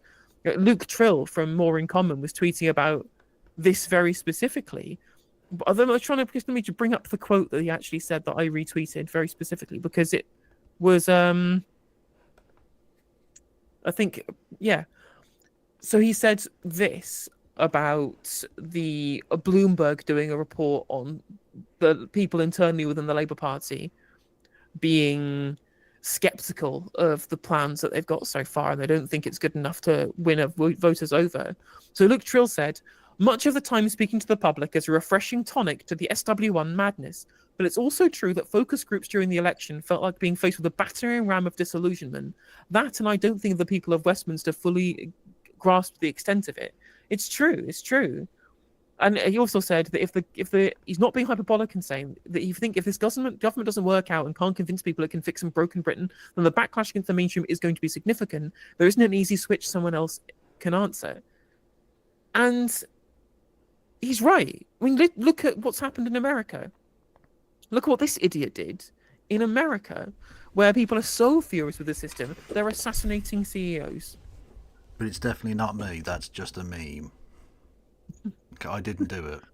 I do have suspiciously a lot less Monopoly money in the cardboard box with the Monopoly stuff, but that could just be coincidence. So that's circumstantial. Try and get that to stand up in court, pigs. No chance. Let's fucking go. With us today has had a huge regeneration project in his patch, Tees Works. Now, there's been controversy about the use of public funds there, cleared of allegations of corruption, but an official report criticised the lack of transparency. Now, there's an important decision for you as to whether or not to have an investigation by the National Audit Office. During the election campaign, Labour said they would hold such an investigation. Will you? Well, first of all, I think Ben has been very clear that he's open to transparency, and he sent me, I think, about 800 pages recently for me to go through in terms of where that's up to, and I intend to respond to Ben. But I think transparency is important for people. People have raised questions, and they have to have confidence in the system. So I'll work with Ben to make sure that we can deliver that, because it's around local people in the Tees Valley area having confidence that what that works is going to deliver is value for money for people in that area. Because you sound like you're being quite conciliatory then. He's given you all this information, you want to work with him. NAO investigation, he's given me that information. Ben says that he's happy to be open and transparent, and I will engage with Ben. I won't do it through you. I will engage with Ben in the proper means to make sure that we deliver what we said we would for the people of Teesside, and that's transparency, so they have confidence in the system. OK, and just finally, we're about to hear from Emma Pinchbeck, who our audience might not have seen before, but she's the new boss boss of the Climate Change Committee. And one of the things we're about to hear her say is that the government is way off track Also, in pause 1 sec. preparing us for the event. Just want to clarify with Andy Carter in chat asking, is Kev's cover photo his impression of Daniel Hagari doing the pointing? And yes, it is. Yes. Yes, it is. Absolutely. So Thank you. climate Again, change, things like excellent memes. Well memed friend. +1 internet to you. Yeah. I'm such a memester. Extreme weather we've seen from Storm Dara just this weekend. Will you heed the call, not just from her, but for others, to take this more seriously? And that inevitably means finding more money for things like flood defences and things we need to protect us from extreme weather. Well, first of all, we've just the storm, we saw 2 people have lost their lives and there has been major disruption. And I know the Energy Secretary has been speaking about the power cuts and making sure that people have the power. And my thoughts are with those that have had that disruption. And going forward, we've already put more investment into floods. Absolutely right, we have to look at that. With my 1.5 million homes, we have to make sure that we take environmental factors into place. The Prime Minister said we've over 30 years before we've built a reservoir in this country. So that infrastructure, that's why we're talking about national infrastructure planning framework again, to deliver that infrastructure we desperately need. So it's, yes, we have to invest, because otherwise we won't be able to get the houses and the new infrastructure and jobs that we desperately need and the growth. OK, well, Angela Rayner, thanks so much. It's great to have you with us in the studio this morning. We'll hear more about your plans for all of that in the coming days, but come back and see us soon. Thanks for coming. What did you think? You can email us, of course, kunsberg@bbc.co.uk, or on social you can use the hashtag, and the WhatsApp number is there. One of these days I'll learn it. 08000 282 161, and we'll try to hear some of your thoughts later in the show or in my Thursday newsletter. Now, those changes to planning might not make your heart race faster, but they are critical, not just for getting houses built, but also to make sure that green power can expand in the country, so the UK can keep a long-term promise to hit net zero by 2050, where no more emissions are added to the atmosphere. It's the Climate Change Committee's job to watch that progress like hawks, and also, as we've been discussing, to make sure that ministers are preparing the country for the possible turbulence of climate change. As we've just been... Also, yeah, very good point. Yeah, another privatisation success story. We privatised the water and they didn't build any more fucking reservoirs. In 32 years. 3 fucking decades. Another success Since they last story. built a Chalk it reservoir. up in the W column, lads. Absolutely, absolutely. Privatisation, the gift that just keeps on giving, except it doesn't keep giving us reservoirs. Gives us lots of shit in the water we already do have. True. So. Battered by another storm, does the It's new our boss of immigrant the committee, repelling Emma Pinch- plan. Yeah, exactly. Just make a country both literally and figuratively shit, so no one will want to come here. Yeah. It's perfect. Beck think the government is on top of that job. We have to prepare for it. We have to prepare our infrastructure for it. We have to prepare the economy for it. We have to prepare our homes for it. We're off track against where we should be. And that's things like flood defences, or are our houses built on floodplains? In the summer, are our cities ready for extreme heat? What does that mean, though? I mean, as we speak today, you know, tens of thousands of people have been left without power. Sadly, somebody has lost their life. If the government doesn't act more convincingly on adapting us for this kind of environment, are we putting people in danger? It's really obvious that there are risks to us all from these kind of weather events, and it is very clear that both if we don't tackle climate change internationally, these impacts will get worse over our lifetimes, but also that if we don't invest in the economy, even as it is today, even with the impacts we're experiencing at this level of global warming, that there will be risks. We should be acting now to tackle them. How important would you say it is to viewers that... This is all very nice, but I've just noticed in the suggested videos on the side there, I think a video I literally would rather have my fingernails pulled out than watch. The rest is politics. The fall of Assad, what's next for Syria, streamed 6 hours ago. Looking forward to that. I honestly, I think I'd rather get bone cancer. You know who's definitely got really good ideas on how to deal with the situation in the Middle East? Alistair Campbell. Alistair Campbell, yeah. Because people forget, of course, that Tony Blair literally wanted to offer an honorary knighthood to Bashar al-Assad. It's he? That's a literal thing. He was umming and ahhing about potentially requesting that from the Queen. Which the Queen could have denied, but the Queen has not denied such a request, or indeed the King now, for like fucking 150 years or something. So yes, that's what they wanted to do when we were trying to get in good with him. So, you know, always a good judge of character, and always supporting democratic forces in the Middle East. 100%. And probably an idea that he thought up whilst going out to the ballet with Vladimir Putin. Almost certainly his good mate Vlad, yeah. Or Dear Muammar, as he once started a letter. Literally.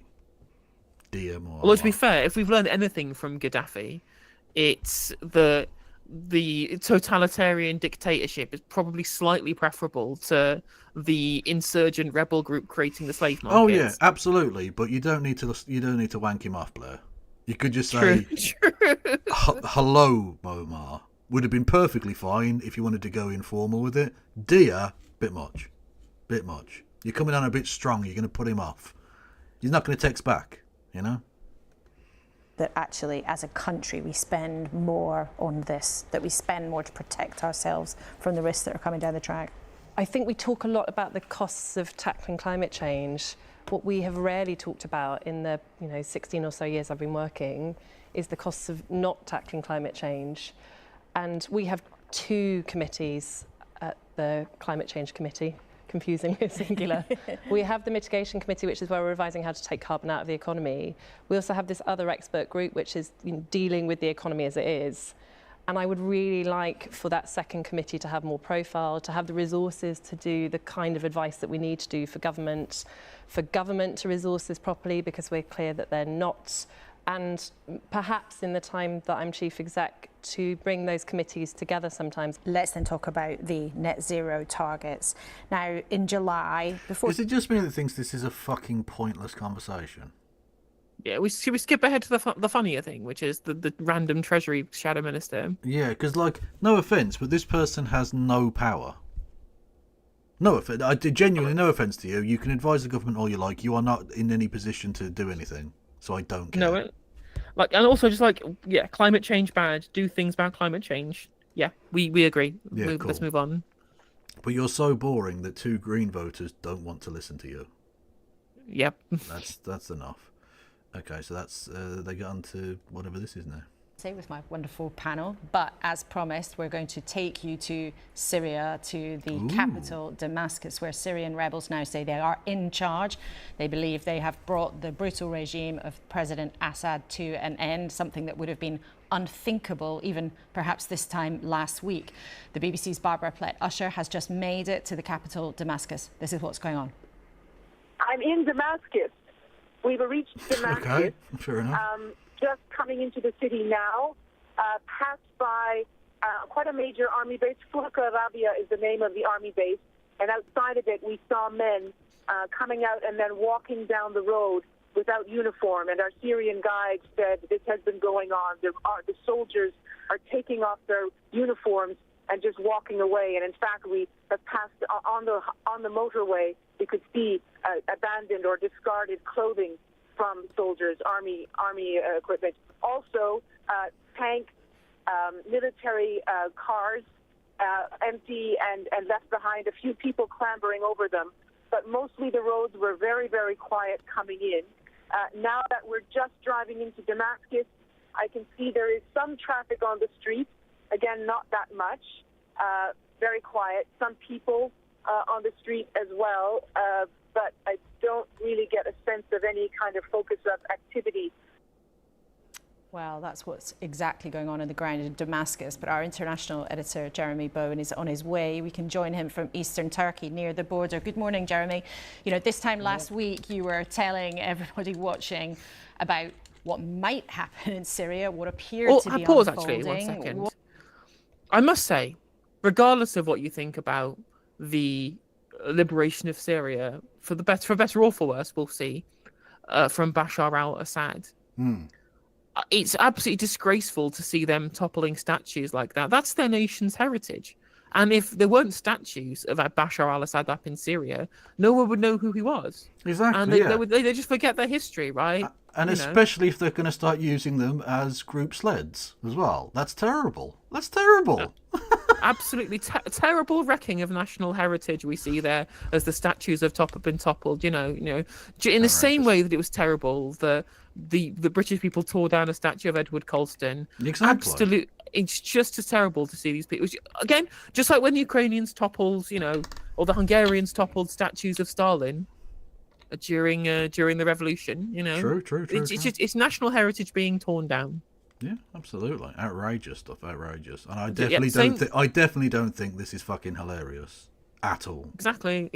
Like taking down all of those Confederate generals. I can't believe they did it. Exactly. I mean, with the Confederate generals, I've suggested a 50-50 compromise.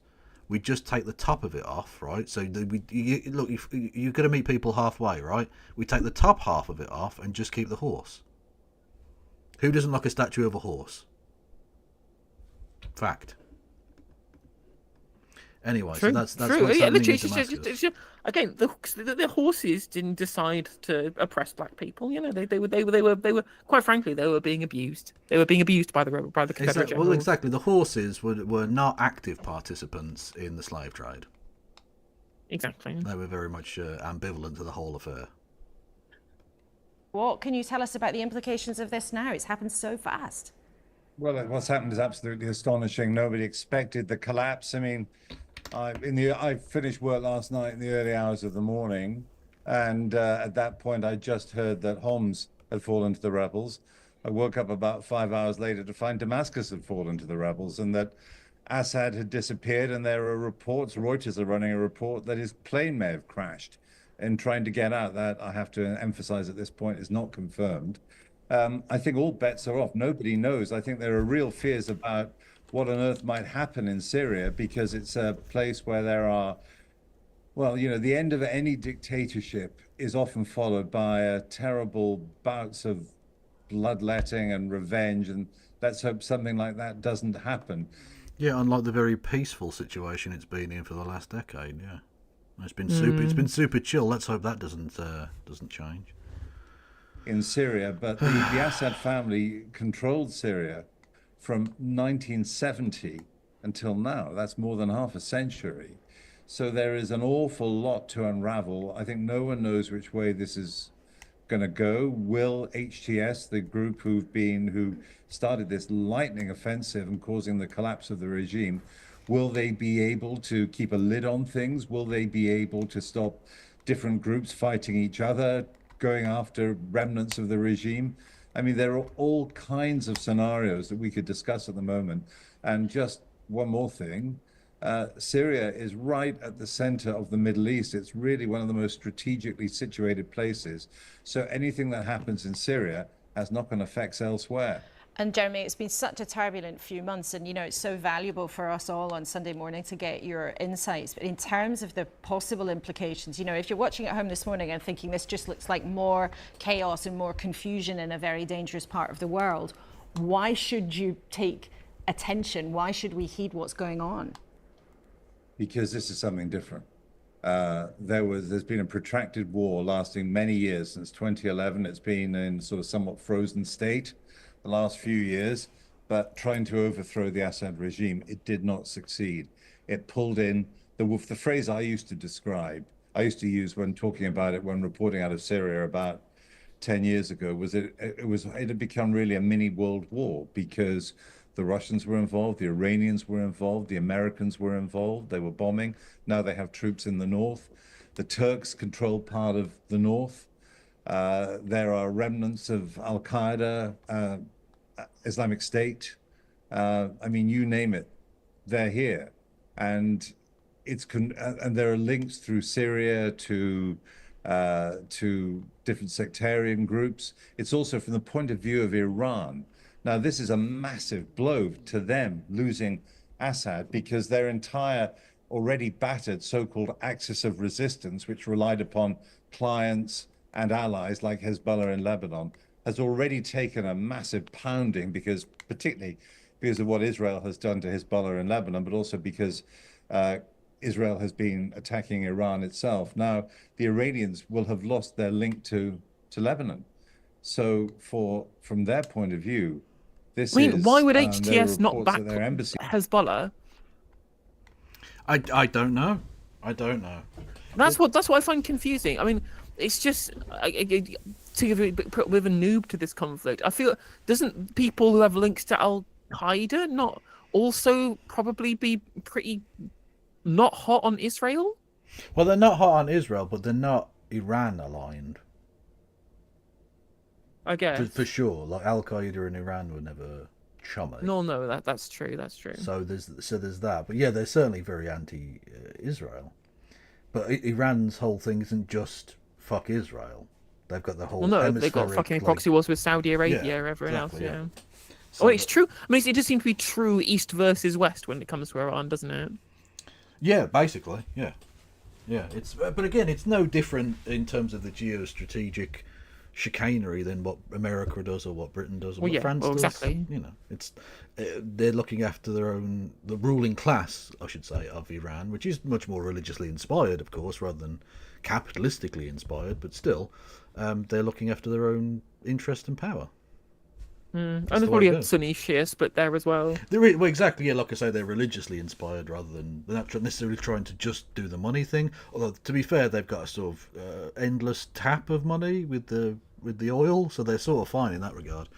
At least in terms of survival, not necessarily prospering of the nation, but survival. And they're just trying to look after their own power base. And this, like I say, it undoubtedly is a blow because they backed Assad. Assad was their dude, right? Yeah. So this is definitely like a problem for them. Oh, absolutely. I mean, it's trashed. It's all a big mess. And again, at this point, it's just as long as the Kurds are all right, it's my concern. Well, if the history has taught you anything, it should be that the Kurds, unfortunately, are not all right. And then that's true. They always come out the worst out of every single situation. Like, there's a reason that there isn't a Kurdistan as an officially recognised, UN nation state. Yeah. In Damascus, I can't confirm that. So for them, this is a huge defeat as well. It's essentially an absolute upending of the regional order.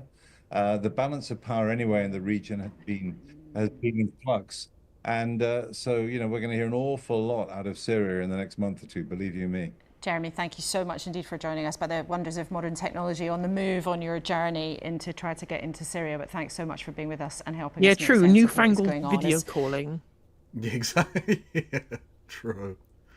Yet more of these dangerous pieces of the jigsaw get shaken up after such a period of turbulent months. Let's then now turn our attention back to what's such a huge issue for everybody watching here at home. We were speaking to Angela Rayner about the government's plans for housing. Whitehall. Yeah, do you think there's going to be a coalition government or will they just call another civil war? Sorry. That did make me chuckle. Thank you, Shadamar. Taking power away from local communities in some cases, Ben, in order to get houses built. Hang on, you can't have the main man there in fucking Syria and then go straight back to housing. I know, right? What a fucking abrupt, that's awful. What the fuck is this journalism? Honestly, she's shit. She really is. But you know what's also shit? Poverty. And you can help us avoid that poverty by becoming a member on the YouTubes or doing a super chat or gifting a membership to the community. You can subscribe over on Twitch, subscribe with Amazon Prime, gift subs to the community. You can do bits messages. Yeah, those are things you can do. Absolutely. Boom. Gifting memberships on YouTube is the best way to support the stream. So if you don't have a super chat you want us to read out, take that money and put it into memberships, and you share the love around all the membership benefits, and you help boost the stream and the algorithm. True. And on top of that, Eric the Red, whilst Israel are murdering 60-odd men and women and children in Gaza yesterday, they did that at the same time as stealing more land from Syria. Literally. Yeah, look, we're already occupying part of the Golan Heights. Let's just occupy some more of it. Whilst they're a little bit, preoccupied elsewhere. They are. They really are the anaconda. They just wait for the weakness of the opponent, and then they just tighten their grip ever so slightly more. And they just get more and more land, and a little bit more, and a little bit more, and a little bit more. And eventually, the entire, greater Israel area will have been annexed. Thank you, Christronomy, with 5 gifted subs. Much love. We are on another fucking hype train. The second hype train of the evening. Who shall I finger this time? Well, as he's at least very nearly dead, I will finger Bashar al-Assad. There you go. If we get to level 3 of the hype train, because we're already on level 2, because everyone's so fucking generous. Thank you to James Holmes for gifted 5 memberships, and Artemis T for becoming a member as well on the YouTube. You people, honestly, I don't deserve you. But do I deserve myself? I don't know what that felt. No, that unfortunately is a line I won't cross. True. You're a local leader with huge power and influence in your area. Looking at these plans, do you think they're going to work? I think they can work. I think some of the rhetoric's really interesting in that if they want to build the 1.5 million homes, they've got to do two things. And I met with the Prime Minister days after the election with the other mayors, and I was very clear with him. If he wants this to work, one, he actually has to make local planning decisions less democratic, for all of the reasons you've just explained to Angela Rayner, and the how of this is not as clear from the government. And the second issue with these arm's length government bodies, we talk about, in recent weeks we've talked about bat tunnels, haven't we, on HS2? Oh, bat tunnels, yes. The Prime Minister made his and he referenced bafflement it. with tunnels. What I can tell you is I bats. can give you dozens of micro versions of bat tunnels that stop houses getting built on development sites. Like so, what? So you've got, mini versions of bat tunnels. We've got this shed here that has potentially a bat in it, and so until you've sorted this out, you can't build 300 houses on a wider site. So there's all of these issues that come into it. Right, but there are legitimate environmental considerations. Like, yeah, there obviously are going to be some people who are just taking advantage of that situation to be like, oh, there's a specific type of butterfly so you can't build anything ever. But there are, like, floodplains we shouldn't really be building on. That seems like a fucking silly idea. So exactly. Well, that's why having things to take into account. That's why having it already previously being designated by the council as area that you should build on, and then the people themselves choose which one they want, means you can just have the surveys done first, right? Yeah. None of this private sector going, we want to build here regardless of the environmental concerns. You go, this is the area we've designated for building. You can build in it if you want, or you do the council and go, fuck it, we're doing the building. We're having council houses. Fuck you all. Yeah, exactly. Yeah, there is a medium fucking halfway house. It doesn't have to be as extreme as absolute free market or, Stalinist tyranny or something. Like you can have a reasonable halfway situation. Yes. Thank you to Artemis T for gifting 5 subs. No, memberships on the YouTube. I don't want to seem rude, but like it's almost like you don't want me to finger Bashar al-Assad, chat. Honestly. Like, I don't want to do the guilt trip on you, but like I want to fly back to Moscow. I do enjoy breaking into the Kremlin. Although, actually, he probably won't be at the Kremlin, will he? He'll just be in a hotel. I want to break into his hotel and finger him. Oh, God. I can't help but feel I'm a vortex that's going to suck you down as well. Like, you need to escape. No justice to ever become a member. Not a member. What do you call it? A fucking partner. Partner. Yeah. I mean, I think I stream so frequently on YouTube as my main platform. I don't think they would accept me as a partner anyway. Yeah, but you'll be big enough. You'll be like Hassan big. So like they'll take you definitely. Fingers crossed. They're not turning down those numbers. Kitty You're crazy. Thank you, Over the Story with Bitty Bits. Much love. I see someone wants him to get fingered. Well, I think the government and Angela Rayner's rhetoric and what they're trying to do is right. We need to build more houses. We need to be able to accelerate the planning system. Well, this is a Tory, this guy, isn't he? This is a Tory lad. I'm sorry? This is a Tory lad, yeah. This is the definitely not incredibly corrupt Northeast Mayor, Ben Houchin. No, he's been, look, the system wouldn't allow someone that corrupt to get away with it for this long, clearly, so, And I trust the system. Strength to be able to turn around and say, we're going to take on, for example, some of the environmental legislation. They're going to be worried about that because they're going to sit in front of you maybe on a future programme and you're going to say, well, you're building houses, but you're destroying the environment. And so they've got these kind of trade-offs that they're really worried about, but they have to make those hard decisions if they want to meet that target. Jason, listening to Angela Rayner and hearing Ben then say, actually, we need less democracy to make this happen. Are you comfortable with that, less democracy? No, I would always argue we need as much democracy as is possible and as is willing. And I think, one of the things that Angela spoke about, which I think was really... And you are wrong, sir. True. Person was about affordable housing. No, I mean, in a general sense, I do. I sort of agree with him philosophically, but there are some things where there are bigger issues at play. Yeah. Like there are some things that you can't just allow every single issue to be like. That's why I don't think direct democracy actually works fundamentally. Because people are too self-interested and narrow. Well, not even self-interested. Your sights are much narrower. Like you see the world around you, but you don't see that. You need a fucking train line from this city to another city. Exactly. I think Ben put it right. Democracy about where things get built is good. Whether or not things get built at all, that's bad. Yeah. So you agree with the corrupt politician? Honestly, you really are pitching for that job with Alistair Campbell. The rest is politics, featuring No Justice MTG. And there are a generation of young people who, and people generally speaking, who are not going to be homeowners for all the reasons that we're already aware of. And I also think there's another issue around housing more broadly in terms of the quality of housing that people who are from poorer backgrounds are experiencing in terms of council housing and in terms of developing those houses because of kind of cladding and asbestos. We know Awab's law is going to be hugely influential in ensuring better housing conditions for people. Well, whilst we were on the topic of cladding and such, the Grenfell people, there are still loads of them in temporary quote-unquote housing. And all of the people who gave evidence to the Grenfell inquiry from the Conservative Party, all of them have been given peerages on knighthoods. Cool. Like I say, the system's awesome, isn't it? Works, doesn't it? Yeah, it's wonderful. Thank you, everyone, for the hype train. Much love. Much love.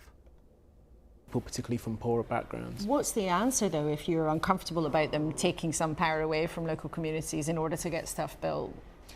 It's not something that I subscribe to, in that I would always rather that, local communities, bearing in mind they're heavily invested in that community, have a say in what's going to happen in their kind of jurisdictions and their community. So I think that council and that community engagement is hugely pivotal to democracy. Alison, do you think the government's picking the right fights then? I mean, they've got the bats in their sight and they've... Yeah, definitely. I think they're picking the right fights by freezing pensioners and taking on starving children, the evil that is people using public transport.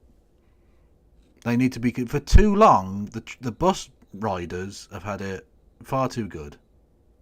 Absolutely. Yeah, and obviously the Palestinians, they've had it too good for far too long as well. Exactly. When will the greasy fingers of Big Palestine, the Palestine industrial complex, get out of our politics?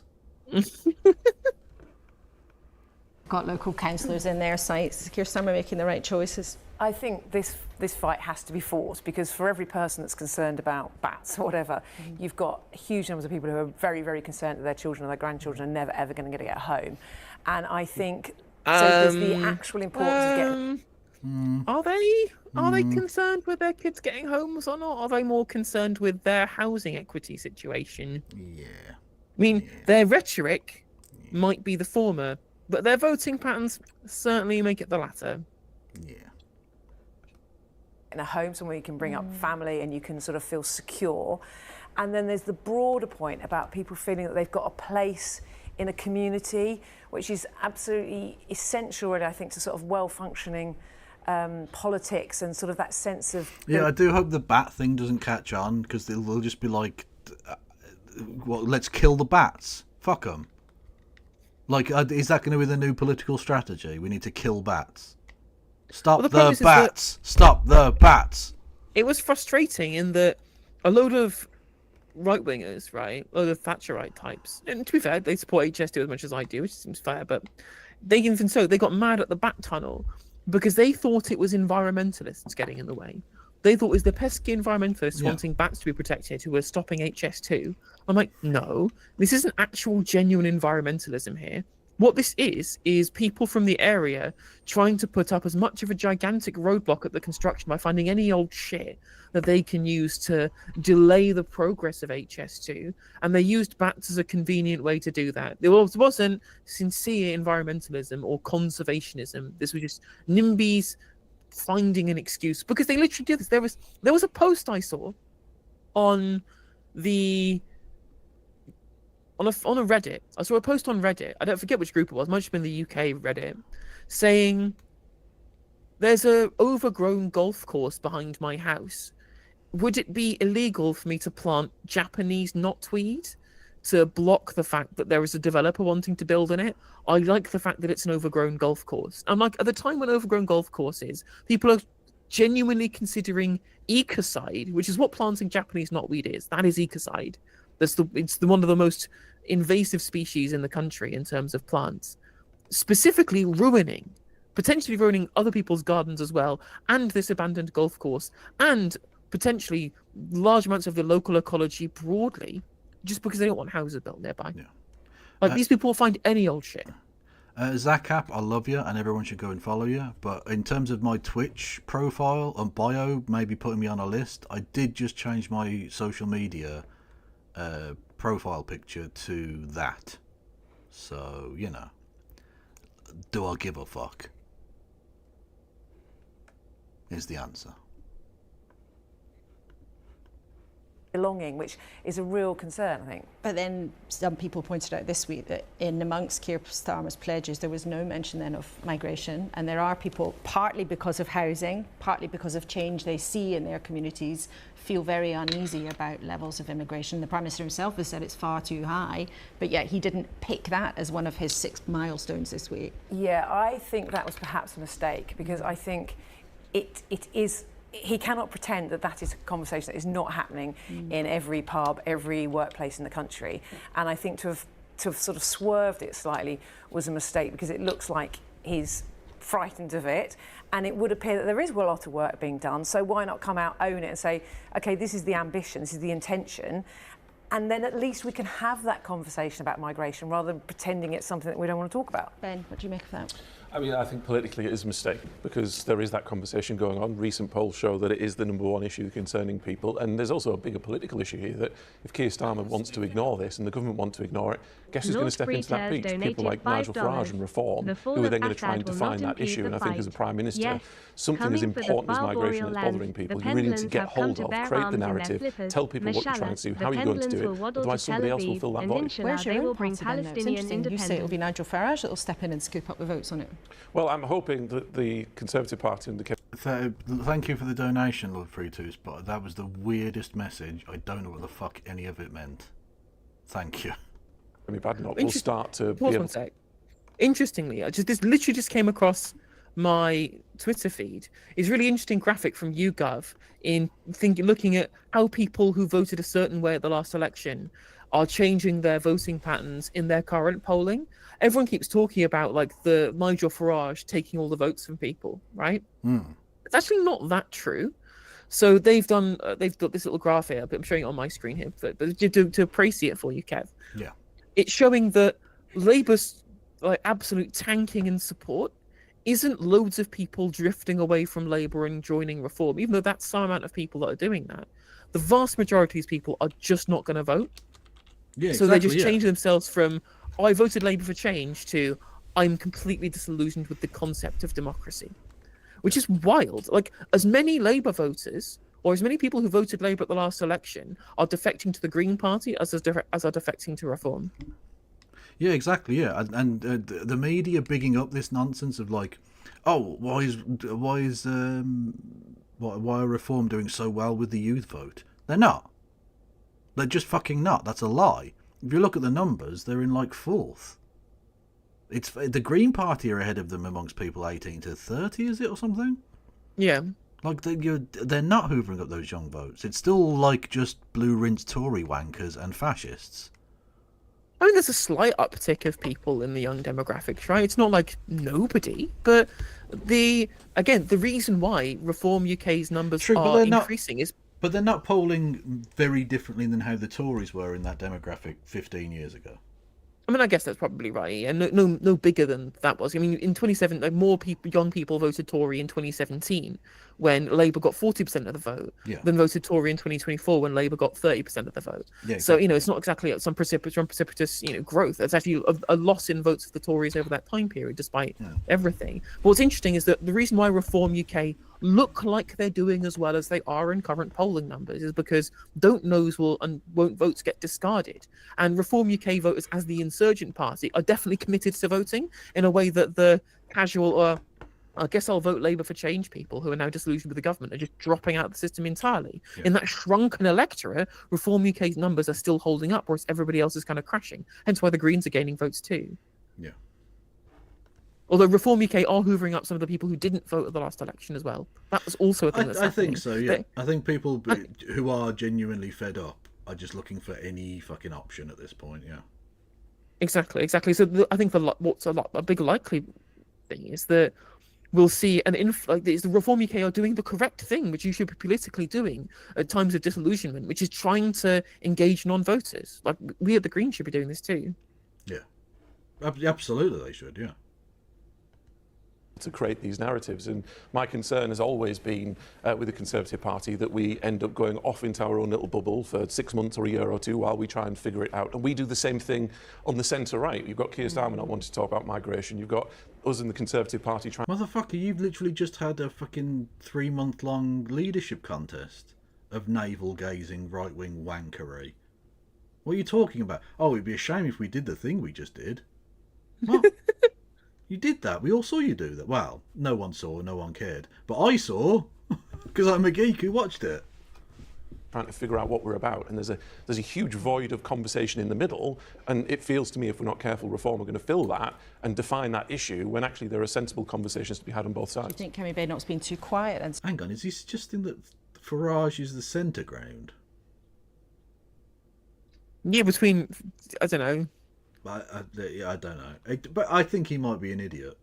Well, he's not the centre ground. He's the third position. Yes, yeah. Or in the Kama Sutra, or. So we may never know. Well, I think it's difficult because of circumstance, isn't it? It's difficult. She's now trying to get on the front foot, but we need to do more. We can't disappear off. We have to be able to define those issues. We have to be seen as relevant to people. So, I'd like to see more. And we need to see more soon because, like I say, I think there's a big opportunity in it for the Conservative Party because, like I say, Keir Starmer on things like migration has left the field, really. And I think if we can put forward a sensible narrative, we can compete with Reform and have a sensible conversation with the country over migration. Jason, how would you like to see politicians proceed on this issue? Look, I think the migration issue is of merit and it's an important conversation to have. But I think it's very important that we also consider the contribution that migrants make to the economic infrastructure of this country and Britain generally speaking. It's built on migrant labour to a huge extent, and I think when we're having these conversations I find it quite interesting how this is often submerged, and I find that very difficult to accept because I think that these things are hugely important because that suppression of kind of I think migrants are positioned in a particular way, the migration narrative is positioned in a particular way, but actually I don't think we talk enough. And I think this is more important than the actual issue at hand of the contribution that migrants make to the UK. And I think that's a more prevalent issue for me and one that I would urge people to, hold that imbalance when you're having those conversations. And have that conversation in a slightly different way. Ben, you heard Angela Rayner there talk about whether or not there's going to be a National Audit Office report into Tees Works. Now, for viewers who maybe haven't followed this closely, it's been a huge issue in your part of the country. An industrial zone developed in Teesside in recent years with loads of jobs have been created, but there was a report cleared any sense of corruption but did find problems with accountability and transparency. Is there anything now that you'd have done differently or anything that you hope in the 800 pages you've given to Angela Rayner that you say actually you wish you'd done it a different way? Well, the response that we've given to the government is to how we can tighten things up. I mean, it's the first mayoral development corporation to be set up outside of London, so we're a trailblazer in it. But as you said, Laura, we've created many thousands of jobs. We've brought more than £7 billion worth of investment to a place in the northeast that doesn't get that type of investment. So, really interesting fact here from Eric the Red in chat. The 11 largest house builders own or control an estimated 1.7 million land plots across more than 5,800 sites in Britain. That's from a Competition and Markets Authority paper from November 2023. That's crazy. If anything, we need to just break up this industry, this monopolised industry of private house building. I know, and maybe let the state do it. Yes, I think that's a good suggestion. Although it is a little bit anti-Semitic. So.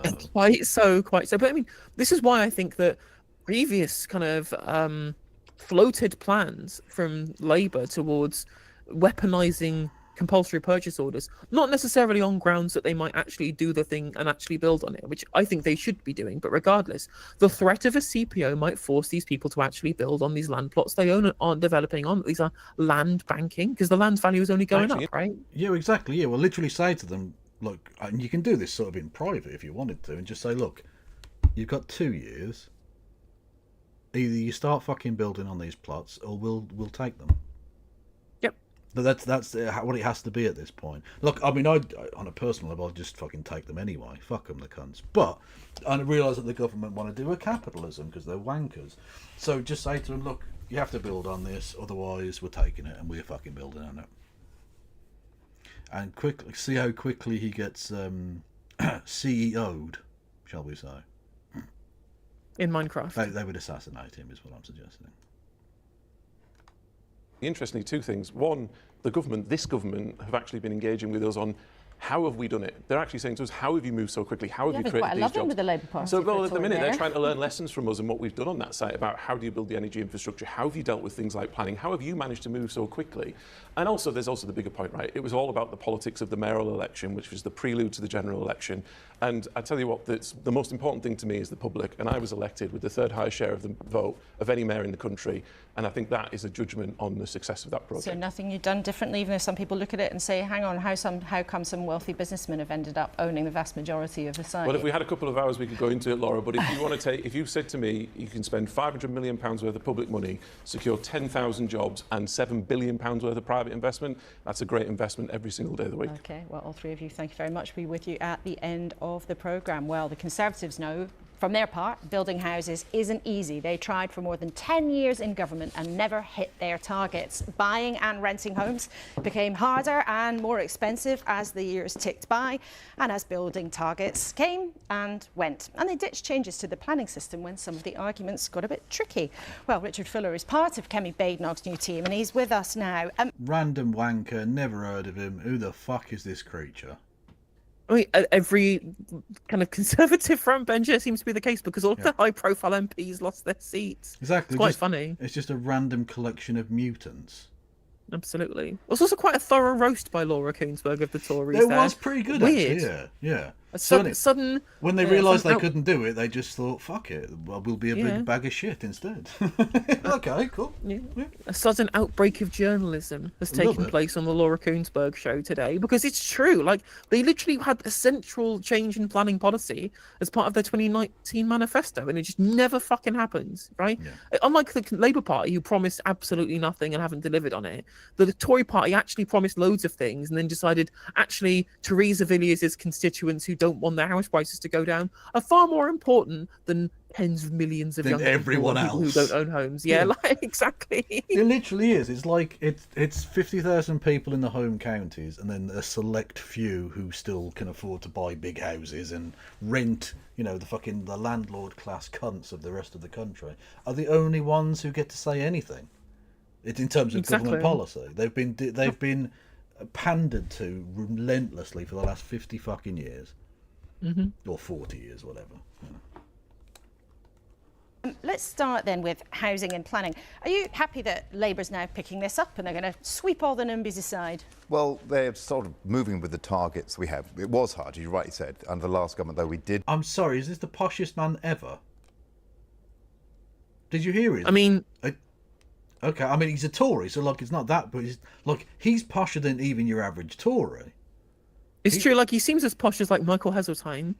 He's Michael Heseltine, or even the comically posh kind of fucking Rees Mogg types. Like, so posh that he makes the Queen sound like a fucking chimney sweep. You know? Yeah. Well, she's dead, but, you know, can we get some lols in chat for that? Yeah, the King, whatever. Did build 1 million new houses, and at the last year it was running at a rate of 1.2 million. So, also, so 1.5. I'm sorry for all of the people with MPB in chat, but for fuck's sake, shave it off, mate. What's this? What's this comb over? Yeah. No. Again, if you've got the baldness, the male pattern baldness, that's a shame for you. But there comes a time in every person's life regardless of that, where it becomes so thin that you look ridiculous. You just need to, gone.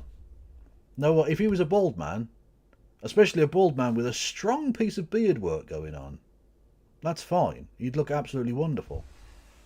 But now the Bobby Charlton look is just, it's not on. Sorry.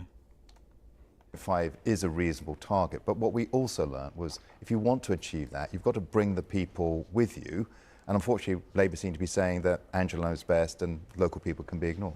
Local people can be ignored, do you think that's what they are saying? So well, will you disagree? Will you refuse to back their plans then? Well, we have to see precisely what they're going to come out with, but it is important that you try and bring people with you. In Angela's constituency, I was just looking at the numbers actually, so in Angela's constituency from 2011 to 2021... See, he's so posh, it's annoying me. Look, I can put up with your average posh person, but he sounds like he owns counties. Do you know what I mean? Like, he sounds like he owns Lincolnshire or something. He's never been there, obviously. He wouldn't want to mix with them, but he owns it. He probably isn't. He's probably just a public school boy wanker, but, you know. Actually, have we done the schooling check on him? I'm just doing it right now. Hazeldean School and Bedford Modern School, which is an independent school in Bedford, of course. And then followed by University College, Oxford. There we go. Where he studied PPE. And on top of that, not only did he go to Oxford, he also went to Harvard Business School for an MBA. He has got the pantheon. He has got the triple threat of Bell End qualifications. Exactly. He is one of the most qualified wankers. And when I say qualified wankers, I mean qualified at being a wanker. He's imaginable. Yeah. Well, he was president of the Oxford University Conservative Association. Oh, of course he was. Oh, he's the perfect bell end. He's literally got it all. Everything, like every red flag imaginable. Whoa. Let me not stop there. Oh, okay, there's more. He also joined a management consultancy, which for people who watch my stream regularly will know, and for people in Kev's chat, I will enlighten them that whenever I think of like bullshit corporate sinecure that provides nothing to society, my immediate go-to is to describe somebody as a management consultant. Yep, this person has done nothing of value to the world, provided literally nothing. Yeah. I personally, I go with banker sometimes because I really don't think they offer anything of worth. They damage, but it's a similar thing. Yeah. It's even funnier. So in 2000, he joined an alternative assets firm, and I swear to God, I am not making this up. It's called Invest Corp. That sounds like a name I would make up. That's a video game company. Yeah. It is an evil video game company. That's what it is. It's what you'd make up as a fantasy villain. It's like in a knockoff version of Resident Evil where they can't say Umbrella Corp, so they have to say like, fucking Rain Corp or something. Like it's just genericcompany.com. It's that. Exactly. Fucking hell. That's like it's one step from Lord Business from the Lego movie. Yeah, true. Yeah, so basically this man is vermin. Just vermin, straight up. Yeah, absolutely, 100%, 100%. Let me have a look and see. Fucking mutant. Oh my God. Is there any more? There can't be any more.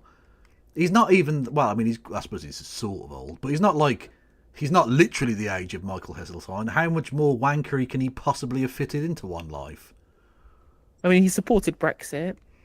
Well, that is not massively surprising considering that they've basically, like... Do you remember when the Conservative Prime Minister, opposed Brexit? Do you remember when that was a thing that happened, like, not that long ago? Yeah. That's not going to happen ever again. Yeah. Also, weird. What he was one of the candidates who was an MP in 2010, who lost his seat to Corbyn in 2019, but then was re-elected in 2019. Naturally. Although, okay. In 2014, he was one of the 39 Conservative MPs who voted in favour of recognising the state of Palestine. So maybe he's not all bad. Okay, that's fair enough. I mean, that's one redeeming feature. Oh, that's nice. We're getting all of the stereotypes here. Bashar al-Assad's private fleet of luxury cars revealed as Syrians loot his palaces. He has got some absolutely fucking banger cars. Like, he really is taking the piss. I mean, despite the questionable views of the people who are going to be taking over Syria, I say questionable in the widest possible net there. Yes. I do love me a good presidential palace raid. Oh, you've got, well, look, nothing will ever quite beat the Taliban going in and lifting weights while still in sandals. When they took over Afghanistan, like, they were literally in the palace, like just wearing sandals and shit. Like, it was like something from a fucking movie. It was ridiculous. Nothing will beat the Sri Lankan storming the presidential palace and swimming in his pool. Going for a mass swim. Yeah, it was fucking brilliant. Yeah. Also, very gross, because there were a lot of people in that pool. Like, it seemed like a hot day as well, you know what I mean? You're hoping the filter's good, just saying. Anyway, yes, so this guy, wanker. Except the Palestine thing, which, fair enough. Population increased 7%. In my area, it was 16%. 16% increase in population. We achieved that. It did put pressure on local services, but we were able to bring the local people with us over that. But are you a blocker and a naysayer? Not if we're growing at twice the national average, nearly 3 times the national average. So it is important, though, that the public services come with you. So in our area, there have been pressures on having GP services available. There have been pressures on GP services. It's that weird little intonation that just, like he grew up in a palace or something. I know, right? Well, the worst part about all of this is they're literally just going to weaponize migration to have to deal with the fact that they don't want to upset the NIMBYs. The NIMBYs are right, and also the racists are right. Well, yeah, exactly. I mean, they literally, I think it was a Tory lord that said that we didn't have a housing problem, we had a migration problem. Which, like, even if we never accepted another refugee ever again, we still have a housing problem, you prick. I mean, to be fair, the housing problem is that landlords own too many of them. Yeah. But presumably that guy's a landlord, so why would he blame? He's not going to blame landlords. No, of course not. If you have worked for a Invest Corp, you must clearly know the financial long-term speculative value of the housing bubble. Yeah, Invest Corp. I was thinking about this, and it reminded me of unobtainium from Avatar. Just call it the thing, because apparently your viewers are so stupid that they wouldn't get that this thing was difficult to obtain.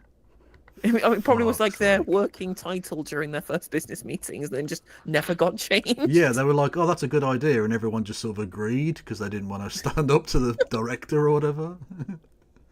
School projects. So it's important that Angela Rayner and the government look at that. I also think if Labour now are saying they're interested in looking at deregulation, some of those pesky regulations that get in the way but are important regulations, that's good news. The Labour Party in opposition... Hang on, are they important regulations or not? You can't have it, but they're important regulations, but we want to cut them. Anyway, it doesn't matter.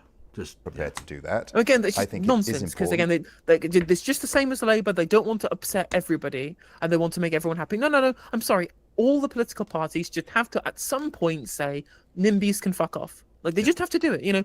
If you want to win over the youth vote, which clearly people are going to be want to try and leverage, given that they're people who are the most politically relevant moving forward, because they're the people who are less likely to be ideologically set in their ways, you're going to have to appeal to them by saying we're going to do something in your interest. Yet they always talk out of both sides of their mouth and say, "Oh, actually, the NIMBYs might actually, we don't want house prices to go down." No, because the good regulations are bad, but there's important regulations, but we need to deregulate. It's just like, because they can't actually just at one point just say, "No, house prices have to go down. I'm sorry, homeowners, you've had it too good for too long." Which is the truth. Yeah. Also, some news. Apparently, they have appointed a new CEO, and it's this guy. Apparently, I'm just mentioning that out of no real reason. He's just apparently the CEO of United Health Group now. So, like, he was the CEO of GlaxoSmithKline as well, which means he also probably has done a lot of things that's caused a lot of other people to die. But I just think it's an interesting addition to a news story, and I mention it for no other reason than his name is Andrew Whitty, Sir Andrew Whitty, of course, and he's the new CEO. So, you know, I mention it for no reason other than it's of interest. And I'll leave it there. Well, no Fed posting in chat. No. Hold the line. It's just a news story. That's all.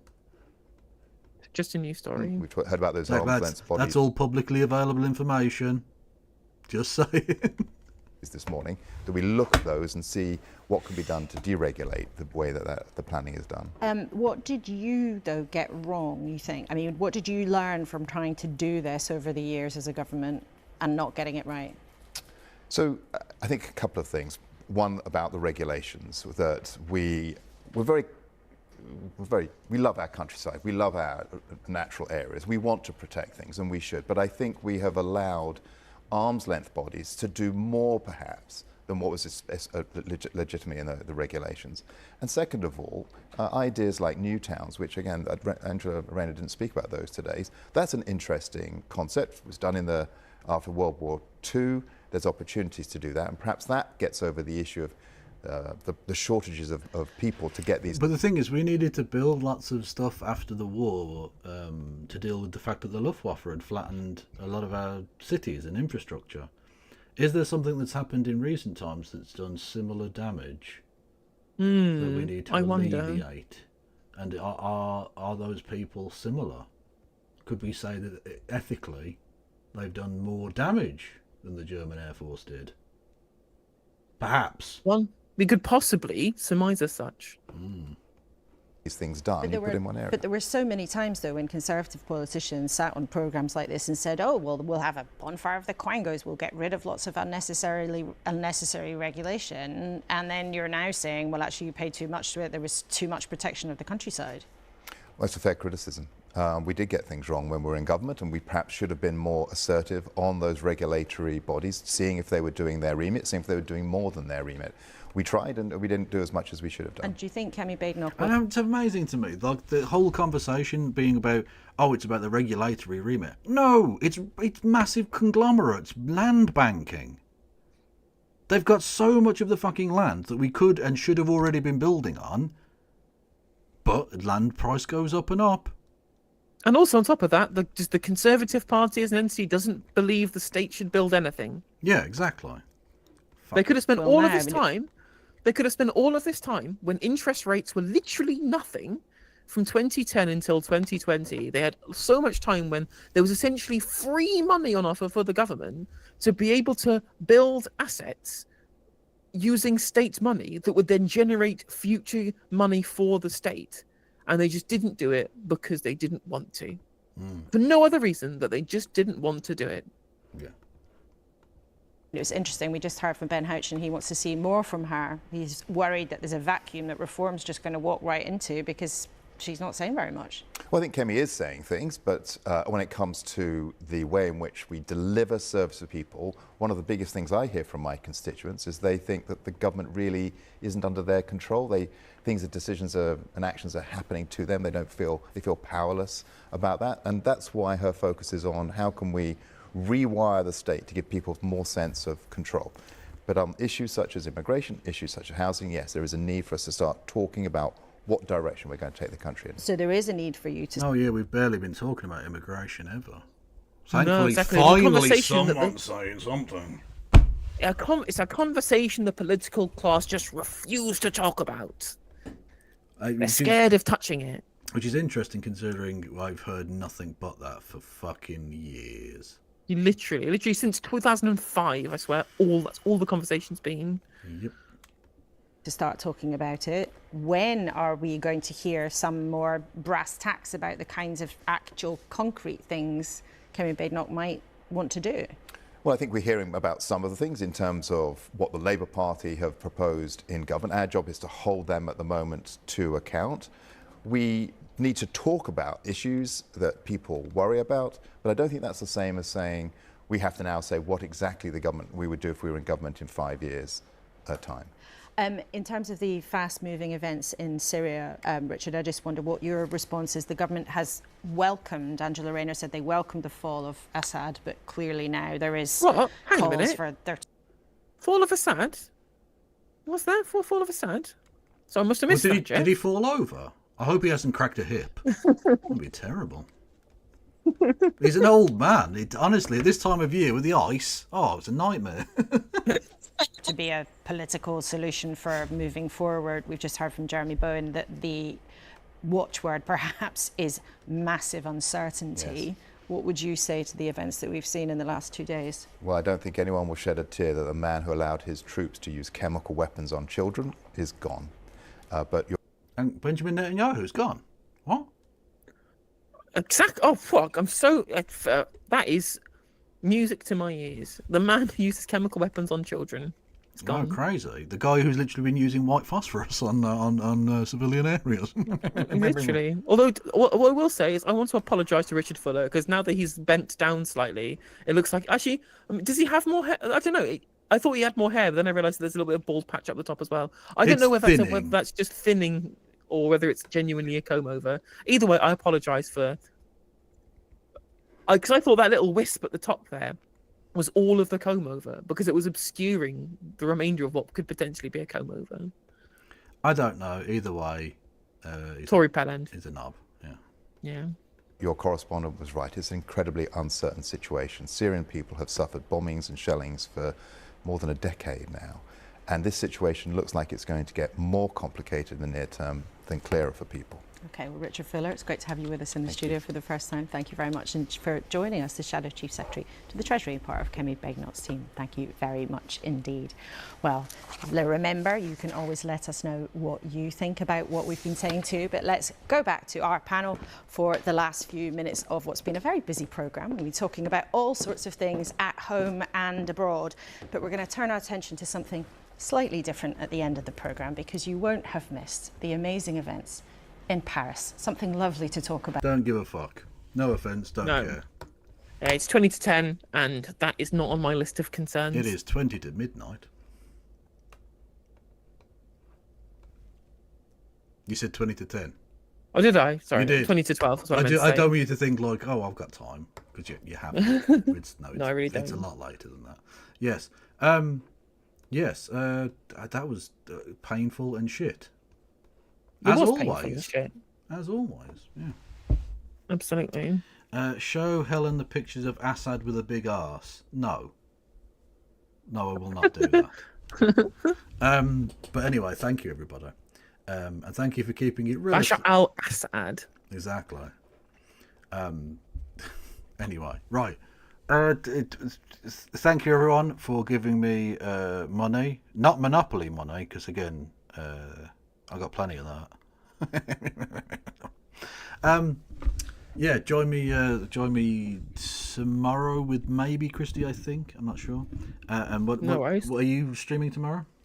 Yeah, at some point. I don't know exactly when, but I will do an stream, as it's Monday, probably after Normal Island's over.